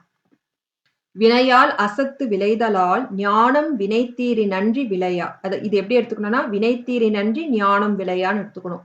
வினைத்தீர ஞானத்தை நாடி, ஞானம்னு இந்த இடத்துல சிவபக்தர்களை நாடி, மெய்ஞானத்தை அடைந்த சிவபக்தர்களை நாடி தொழு சிவனடியார்களை நாடி தொழவே அது நிகழும் ஆனத்தால் ஆதலால் அன்பின் தொழு. அதாவது அந்த மெய்யுணர்வை பெற்ற அந்த அடியவர்களை அன்போடு தொழு. எது திரும்பி இந்த உடம்பு வானான்னு சொன்னாக்கா இவ்வாறு செய் அப்படின்னு சிவஞான போதத்துல ஒரு உதாரண வெண்பா. அடுத்து பார்க்கலாங்களா? இது நம்மளுக்கு எல்லாருக்கும் தெரிஞ்ச ஒரு அருமையான பாடல். இது என்னன்னா, ஔவையார் அம்மா இருக்காங்கல்ல, நம்ம ஔவையார் படத்துல கூட நம்ம பார்த்திருப்போம். அவங்க ஔவையார் அவங்க அப்பா, அவங்க அம்மா, அந்த ஔவையார் பொண்ணு காட்டுல போயிட்டே இருக்கும்போது, அந்த ஔவையாரோட அம்மா அந்த கர்ப்பிணி அம்மா. அவங்க குழந்தை பிறந்துரும். அப்போ என்ன நேதுன்னு தெரியல. அந்த தாய் தந்தையர் அந்த குழந்தைய அப்படியே அங்கேயே விட்டுட்டு போயிடுவாங்க. அந்த தந்தை அங்கேயே விட்டுட்டு போயிடுவாரு. அப்போ அந்த தாய்க்கு மனம் கலங்குமாம். அதாவது இப்பதானே பிறந்த குழந்தை, அதுக்கு நம்ம ஒழுங்கா கூட அரவணைப்பு குடுக்கலையே! அப்படி இப்பயே நம்ம விட்டுட்டு வர சொல்றாரே நம்ம வீட்டுக்காரு அப்படின்னு சொல்லிட்டு அந்த அம்மா பதறுமாம். அப்போ அந்த ஔவையார் குழந்தை பேசுமாம். நீங்க ஔவையார் படத்துல கூட நீங்க பார்த்திருக்கலாம். அந்த கே.பி. சுந்தராம்பாள் நடிச்ச படம், பழைய காலத்து படம். அதுல எடுத்த உடனே இந்த சீன் வரும். அதாவது அந்த ஔவையார் அந்த முனிவர் கோலத்துல இருப்பாரு அவங்க அப்பா. அவங்க அம்மா, ஔவையாரோட அம்மா, அந்த அம்மா கர்ப்பிணி பெண் கருவுற்று இருப்பா. காட்டிலே அந்த குழந்தையை ஈன்றெடுப்பாள். ஈன்றெடுத்த உடனே தன் கணவர் அந்த குழந்தையை அங்கேயே விட்டு விட்டு வா அப்படின்னு சொல்லும்போது, அந்த குழந்தை பேசுமாம். நீ எதுக்கு கவலைப்படுற? அதாவது என் தலை விதி இப்படிதான் இருக்கணும்னு சுவாமி சிவபெருமான் எழுதி வச்சான்ல, அவன்னா செத்துட்டா அந்த சாமின்னா செத்தா போயிடுத்து. என்ன கஷ்டப்பட்டாலும் நான் என்ன கஷ்டப்பட்டாலும் பாரம் அவனுக்கு தான். நீ கஷ்டப்படாம உன் வேலைய பார்த்துட்டு போ அப்படின்ட்டு அந்த குழந்தை பேசுதாம். அப்போ இதுதான் சொல்றாங்க. இட்டமுடன் என் தலையில் இன்னபடி என்றெழுதி விட்ட சிவனும் செத்து விட்டானோ முட்டமுட்ட பஞ்சமே யானாலும் பாரம் அவனுக்கண்ணாய் நெஞ்சமே அஞ்சாதே நீ அப்படின்னு சொல்றாங்க. இட்டமுடன் என் தலையில் இன்னபடி என்றெழுதி விட்ட சிவனும் செத்து விட்டானோ முட்ட முட்ட முட்ட முட்டன்னா மிகுந்த அப்படின்னு அர்த்தம். முட்ட முட்ட அப்படின்னா மிகுந்த. முட்ட முட்ட பஞ்சமே ஆனாலும் பாரம் அவனுக்கண்ணாய் அவனுக்கு அண்ணாய் நெஞ்சமே அஞ்சாதே நீ. அதாவது இந்த தாயை பார்த்து சொல்றாங்க நெஞ்சமே அஞ்சாது. அதாவது அதாவது அதாவது சொல்றாங்க நெஞ்சமே அஞ்சாது. அதாவது அம்மா பார்த்து சொல்றாரு.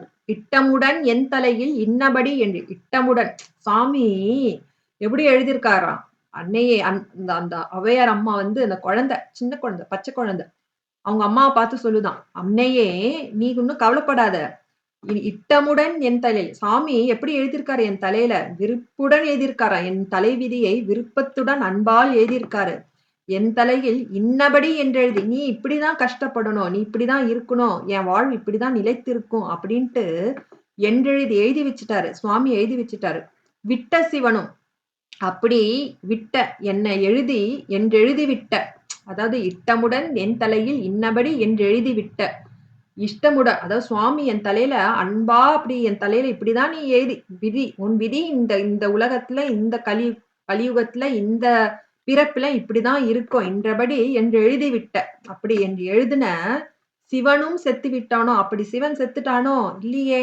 அவன் தானே என் தலையில எழுதுனான். அவனா செத்தா போயிட்டான். அவன் உயிரோட தானே இருக்கான். முட்ட முட்ட பஞ்சமே யானாலும் பாரம் அவனுக்கண்ணாய். அதாவது மிகுந்த ஒரு நாட்டுல பஞ்சம் வந்தாலும் அந்த பாரம் யாரு? அந்த சிவபெருமானுக்கே அந்த பாரம். அவனுக்கு அண்ணாய். அண்ணாய்னா ஒரு அசைநிலை. அதுக்கு பொருள் கிடையாது. நெஞ்சமே அஞ்சாதே. அவ்வாறு இருக்க அம்மா நீ வருத்தப்படாதே, நீ போய் வா, அஞ்சாமல் நீ போய் வா அப்படின்னு சொல்லிட்டு அந்த குட்டி பாப்பா, அந்த பச்சை பாப்பா ஔவையார் அம்மா சொல்றாங்க. இட்டமுடன் என் தலையில் இன்னபடி என்றெழுதி விட்ட சிவனும் செத்து விட்டானோ முட்ட முட்ட பஞ்சமே யானாலும் பாரம் அவனுக்கண்ணாய் நெஞ்சமே அஞ்சாதே. அப்படின்னா என்ன? அதாவது இந்த இடத்துல அந்த ஔவையார் பாட்டி உடம்பு இப்பதான் எடுத்தாங்க. அந்த குழவி இப்பதான் வருது, வெளியில வருது. அப்பயே அதுக்கு அந்த பிராரத்த வினை அனுபவிக்க வேண்டும். தாய் தந்தையரை பிரிந்து காட்டில் அந்த பசியால் வருத்தம் அடைய வேண்டும், துன்புற வேண்டும் என்று விதி விதிக்கப்பட்டது. அப்போ அந்த விதியை யாராலும் வெல்ல முடியாது இல்லையா? அதுதான் சொல்றாங்க. "இட்டமுடன் என் தலையில் இன்னபடி என்றெழுதி" இப்படித்தான் நான் இருக்க வேண்டும் என்று என் தலைவிதி ஏற்கனவே எழுதப்பட்டு விட்டது. அதனால் எழுதப்பட்டு விட்ட அந்த சிவனும் செத்து விட்டானோ? அவன் சாகல. அவன் உயிரோட தான் இருக்கான். அப்போ முட்ட முட்ட பஞ்சமே ஆனாலும் ஒரு நாட்டில் மிகக் கொடிய பஞ்சம் வந்தாலும் பாரம் அவனுக்கே. அதாவது சிவபெருமானே என்னை காப்பாற்றுவான். நீ கவலைப்படாதே. நெஞ்சமே அஞ்சாதே. நீ கலங்காதே. நீ சென்று வா. அப்படின்ட்டு அந்த அவை பாட்டி வந்து ஔவையார் அம்மா சின்ன குழந்தையா இருக்காங்கல்ல, அப்போ அவங்க அம்மா அப்பா கிட்ட பேசினாங்க அப்படின்னு சொல்லிட்டு இந்த ஔவையார் பாடல். அப்போ அந்த பிராரப்த வினை எவ்வளோ கொடியது. அப்போ இந்த உடம்பு நம்ம எடுத்த நாம் இந்த வினைகளை அனுபவித்தே தீர வேண்டும். ஆனா புதிய புதிய ஆகாமிய வினைகளை வந்து விடாமல் வந்து இருக்கணும்னா அதுக்கு நம்ம வழிபாடு தான். வழிபாடு, தொண்டு, மெய்ஞான மெய்யடியார்கள் கூட்டம், சிவத்தொண்டு இந்த மாதிரினா தான் புதிய வினை வந்து வராமல் தடுக்க முடியும் அப்படின்ட்டு பல பாடல்கள் பார்த்தோம். அடுத்த ஒரு உதாரண வெண்பா பார்க்கலாங்க.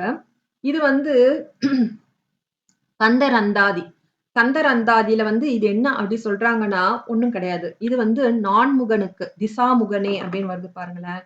இது வந்து பிரம்மதேவருக்கு அருணகிரிநாதர் வந்து சொல்றாரு. இனிமே அதாவது சுவாமி அதாவது முருகப்பெருமானோட திருவடியை சதா சர்வ காலமாக நான் நினைத்துக் கொண்டே இருக்கிறேன். அதனால பிரம்மதேவனே, இனி நீ என் தலையில திரும்பி எழுதுற வேலையெல்லாம் வச்சுக்காத. திரும்பி வந்து மத்த உயிரினங்கள் மாரி நான் இனிமே இந்த மாதா உதரத்தில் நான் வந்து இனிமே நான் வந்து பிறக்க மாட்டேன். அப்படின்னு சொல்லிட்டு அருணகிரிநாத சுவாமிகள் கந்தரந்தாதியில சொல்றாரு. பார்க்கலாங்க. ஒரு நிமிஷம்.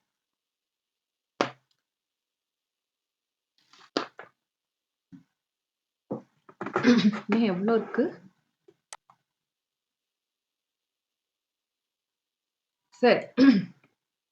கந்தகந்தாதியில ஒரு பாடல்.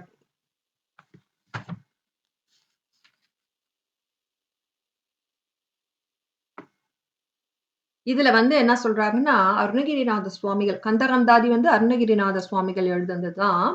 அதுல வந்து சுவாமிகள் சொல்றாங்க, "ஏ திசைமுகனே, ஏ நான்முகனே, இந்த மாரி நான் சதா சர்வ காலமாக முருகனையே, முருகத் திருவடியே வந்து நான் நினைத்துக் கொண்டிருக்கிறேன். அதனால முருகப்பெருமானே சதா சர்வ காலமாக நான் நினைத்துக் கொண்டிருப்பதனால், இனி வந்து என் தலையில வந்து நீ எழுதணும்னு நினைக்காத" அப்படின்ட்டு சுவாமி அந்த பிரம்மதேவர் கிட்ட கொஞ்சம் மிரட்டுறாரு. நான் இனி வந்து எழுதுற வேலை வச்சுக்காத. இனி எந்த கருவிலும் நான் புகுந்து இனி நான் பிறப்பு எடுக்க மாட்டேன் அப்படின்ட்டு இந்த பாடல் சொல்றாங்க. இந்த பாடல் நம்ம பார்க்கலாங்க.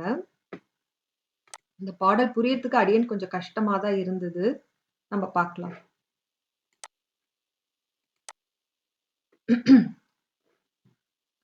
தீட்டப்படா இனி உன்னால் என் சென்னி கரைப்பிறப்பில் தீட்டப்படு ஆவியர் அல்லான் யான். திக்கு நான் மறுப்பு தீட்டு படா முக அசலன் சிறைவிட்டவன் தாள் தீட்டப்படா இவனையே நினைவன் திசாமுகனே. ஆமா இல்லைங்க. தீட்டப்படான்னு அப்படியே தானே இருக்கு. அடியனுக்கு அப்படிதான் இருந்தது. ஆனா பொருள் புரிஞ்சா சரியாயிடும். தீட்டப்படா அதாவது தீட்டப்படா இனி உன்னால் என் சென்னி கரைப்பிறப்பில் தீட்டப்படு ஆவியர் அல்லான் யான். திக்கு நான் மறுப்பு தீட்டு படா முக அசலன் சிறைவிட்டவன் தாள் தீட்டப்படா இவனையே நினைவன் திசாமுகனே. அதாவது இதை எப்படி படிக்கணும் அப்படின்னா, ஃபர்ஸ்ட் திசாமுகனேன்னு எடுத்துக்கணும். ஏ நான்முகனே அப்படின்னு அட்ரஸ் பண்றாரு அருணகிரிநாத சுவாமி. ஏ பிரம்மதேவரே, இனி உன்னால் என்ன சொல்றாரு? இனி உன்னால் என் சென்னியில் இனி உன்னால ஒண்ணும் பண்ண முடியாது. என் சென்னியில் என் தலையில தீட்டப்படா அப்படின்னா எழுத வேண்டிய அவசியம் கிடையாது. எழுத வேண்டிய தீட்டப்படானா எழுத வேண்டிய வேலை கிடையாது அப்படின்னு அர்த்தம். திசாமுகனே, ஏ நான்முகனே,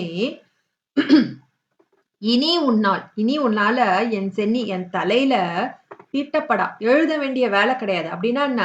விதி எழுத வேண்டிய அவசியம் கிடையாது. விதி அப்படின்னா என்ன அர்த்தம்? நான் திரும்பி பிறக்க வேண்டிய அவசியம் இல்லை. நீ எழுதினாதானே நான் பிறப்பேன். அதனால இனி உன்னால எழுத முடியாது. ஏன் அப்படின்னு சொல்றாரு. ஏன்னா அதுக்கப்புறம் உள்ள சொல்றாரு. நான் சதாசிவமால முருகனோட திருவடியை நினைப்பவன். அதனால உன்னால எதுவும் என்னால பண்ண முடியாதுன்னு சுவாமி பிரம்மதேவரே மிரட்டுறாரு. இனி உன்னால் என் சென்னி தீட்டப்படா. இனி உன்னால என் தலையில எதுவும் எழுத முடியாது. விதி எழுத முடியாது. ஏன்? கரை பிறப்பில் தீட்டப்படு ஆவியர் அல்லன். கரை பிறப்பில் கரை அப்படின்னா இந்த இடத்துல உதரத்தால் அந்த உதரம் நிறைந்த அந்த பிறப்பில் அதை தீட்டப்படு ஆவியர் அல்லன் யான். அதாவது அதில் அத மாதிரி அந்த உதரத்தில் பிறந்து தீட்டப்படு அடைகின்ற ஆவியர் அல்லன் யான். அதாவது நான் பல உயிர்கள் வந்து மாதா கருவுல பிறந்து பிறந்து அடைப்பட்டு பிறக்குது இல்ல, அந்த மாதிரி நான் கிடையாது அப்படின்னு சொல்றேன். கரை பிறப்பில் உதிர பிறப்பில் அடைப்பட்டு ஆவீர் அல்லன் யான். அது போல அந்த உயிர்களைப் போல நான் ஆவேன் என்று நீ நினைக்காதே. அந்த மாதிரி அல்லன் யான். நான் அவ்வாறு இல்லை. எதுக்கு அப்படின்னா திக்கு நான் மறுப்பு. அதாவது திக்கு அப்படின்னா 8 திக்குகளிலும் நான் மறுப்பு. நான் அப்படின்னா 4 அப்படின்னு அர்த்தம். மறுப்பு அப்படின்னா 4 கொம்பு அப்படின்னு அர்த்தம். 4 கொம்பு திட்டப்பட்டு, அந்த கொம்பு எப்படி இருக்குதாம்? கூர்மையா இருக்குதாம் அந்த கொம்பு. அ படா முக அசலன் சிறை விட்டவன். முக அசலன் அ படா அ அப்படின்றது இந்த இடத்துல வந்து அதாவது யானை இருக்குல்ல, அந்த யானையில அந்த பட்டம் மாதிரி கட்டியிருப்பாங்க தெரியுங்களா? யானைக்கு வந்து பட்டம் கட்டியிருப்பாங்கல்ல, அததான் சொல்றாங்க அந்த இடத்துல. அதாவது படான்னா அந்த யானைக்கு கட்டப்பட்ட இது பட்டம். அதாவது இந்த இடத்துல யானைனே குறிப்பிடல. ஆனா நான் மறுப்பு அப்படின்னு இருக்காங்க. 4 கூரிய கொம்புகளை உடைய, அது தீட்டப்பட்ட கொம்புடைய முகப்படலங்களை உடைய. முகப்படலங்களா அந்த யானைக்கு இந்த மறைப்பு வச்சிருப்பாங்க தெரியுங்களா? பட்டம் கட்டியிருப்பாங்க. இந்த கேரளா யானை எல்லாம் இந்த பட்டம் கட்டியிருப்பாங்க. அந்த மாதிரி முக அசலன். அது முக அசலன் அப்படின்னா அந்த யானை முகத்தை உடைய ஐராவதத்தில் இருக்கும் இந்திரன் அப்படின்னு அர்த்தம். அசலன் அப்படின்னா அந்த இந்திரன். இந்திரன் சிறை விட்டவன். அந்த இந்திரனை சிறையிலிருந்து காப்பாத்தினவன் யாரு? விட்டவன் தாள் முருகப்பெருமான். இதுல பாருங்க அருணகிரிநாத சுவாமிகள் எவ்வளவு கடினமாக எழுதியிருக்காங்க. இதுல வந்து இதுல யானைன்னு எங்கும் சொல்லல, இந்திரனும் எங்கும் சொல்லல, முருகப்பெருமானும் எங்கும் சொல்லல. ஆனா எல்லாமே இதுக்குள்ள அடங்கி இருக்கு. நான் திக்கு 8 திக்குகளிலும் இருக்கும் நான் மறுப்பு. அதாவது 8 திக்குகளிலும் செல்லுகின்ற நான் மறுப்பு. 4 கூரிய தந்தங்களை உடைய தீட்டப்பட்டு. தீட்டுனா அந்த தந்தம் கொம்பு. மறுப்புனா கொம்பு. அது எப்படி இருக்கான்?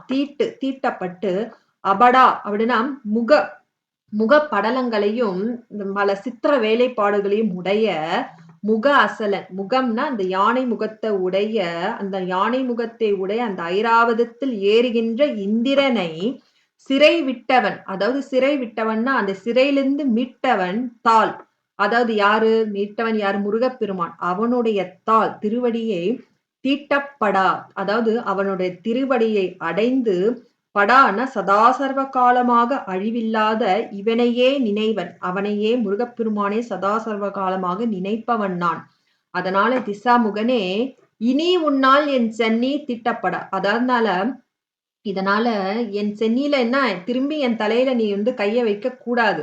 நான் மத்த உயிரினங்கள் மாதிரி வந்து திரும்பி மாதா உதரத்தில் பிறந்து வருவேன் நினைக்காதே. ஐராவதத்தில் ஏறும் அந்த இந்திரனை சிறை மீட்டவன் முருகப்பெருமான். அவனுடைய திருவடியை நான் நினைப்பவன் அப்படின்ட்டு இதுதான் அர்த்தம். இதுதான் வந்து அந்த பிரம்மதேவர் வந்து பிரம்மதேவா ஜாக்கிரதையாக இரு அப்படின்ற மாதிரி சொல்றாரு. திட்டப்படா இனி உன்னால் என் சென்னி கரைப்பிறப்பில் தீட்டப்படு ஆவியர் அல்லன் யான். திக்கு நான் மறுப்பு தீட்டு அப்படா முக அசலன் சிறை விட்டவன் தாள் தீட்டப்படா இவனையே நினைவன் திசாமுகனே. அதாவது நான் முகனே இனி உன்னால் என் தலையில் எழுத வேண்டியதில்லை.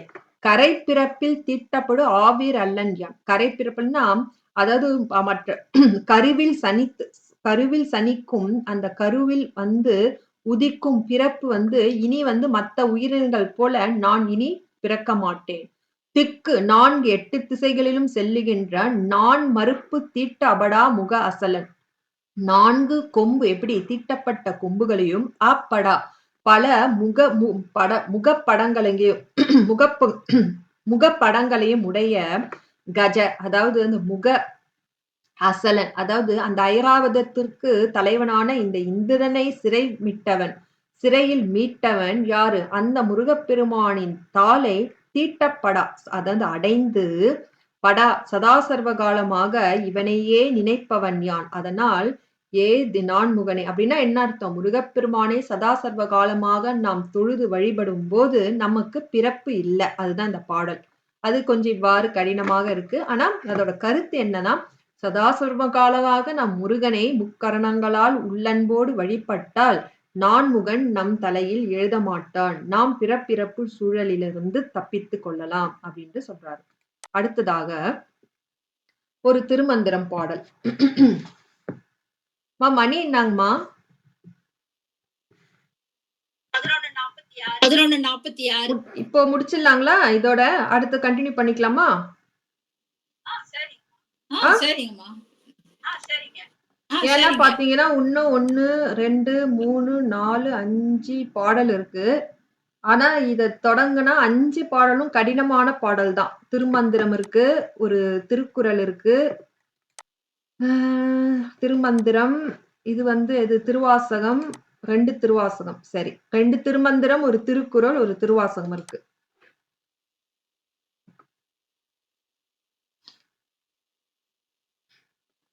என்ன சொல்றீங்க அம்மா? நீங்க வாழ்த்து பாடல் பாடி முடிச்சாரு. ஓகே. ஏன்னா இப்ப வினைகள் பற்றி நான் சொல்லணும். வினைகள் இதுல குறிப்பிடல. வினைகள் பற்றி ஒரு எக்ஸ்பிளனேஷன் கொடுக்கணும். அதுக்கப்புறம் சின்ன சின்ன விளக்கம்லாம் நிறைய இருக்கு. நான் 1/4 மணி நேரத்துக்கு மேல ஆயிடும். அதனால நான் சரிங்கம்மா நிறைவு பண்ணிடுறேங்கம்மா. நிறைவு பண்றதுக்கு முன்னாடி இருங்க. நிறைவு பண்றதுக்கு முன்னாடி இந்த பாடல் நம்ம என்ன பார்த்தோம் அப்படின்றத பார்த்து நம்ம நிறைவு பண்ணலாம். இது வரைக்கும் நம்ம என்ன பாடல் பார்த்தோம் அப்படின்னா 35வது பாடல். விதிக்காணும் உடம்பை விடா வினையேன் கதிக்காணும் மலர்கழல் என்று அருள்வார் மதிவாழ்நுதல் வள்ளியை அல்லது பின் துதியா விரதா சுர பூபதியே அப்படின்னு அர்த்தம். விதிக்காணும் அதாவது மதிவாழ் நுதல் வழி, அதாவது பிறை சந்திரனோட ஒளி எப்படி இருக்கும் அந்த ஒளியை ஒத்த இருக்குதான். வால்னா ஒளி, நுதல்னா நெற்றி. அந்த பிறை சந்திரன் ஒளி எப்படி வீசுகிறதோ அது போல இருக்குதாம் வள்ளியம்மாவோட நெற்றியாம். அந்த வள்ளியம்மாவை அல்லது பின் துதியா விரதா சுரபூபதி, வள்ளியம்மாவை தவிர முருகப்பெருமான் வேறு யாரையும் புகழ மாட்டாராம். அப்படி ஒரு நோன்பு விரதா, அப்படி ஒரு நோன்பு பூண்டவர் அந்த முருகப்பெருமான் விண்ணுக்கும் மண்ணுக்கும் தலைவன் அப்படின்ட்டு. ஏங்க வள்ளியம்மாவை மட்டும் மட்டும் புகழறாரு அப்படின்னா அதுக்கு அடுத்த வாரம் நம்ம விளக்கம் பார்க்கலாம். விதிக்காணும் உடம்பை விடா வினையேன் கதிகான மலர்கழல் என்று அருள்வாய். விதிக்காணும் பிரம்மதேவன் படைத்த இந்த உடம்பை விடாத வினையேன். உடம்பை விடான நான் உடம்பில் உள்ள பற்றை விடாத வினையேன். இந்த பற்றால எனக்கு என்ன வருது? வினைதான் வருது.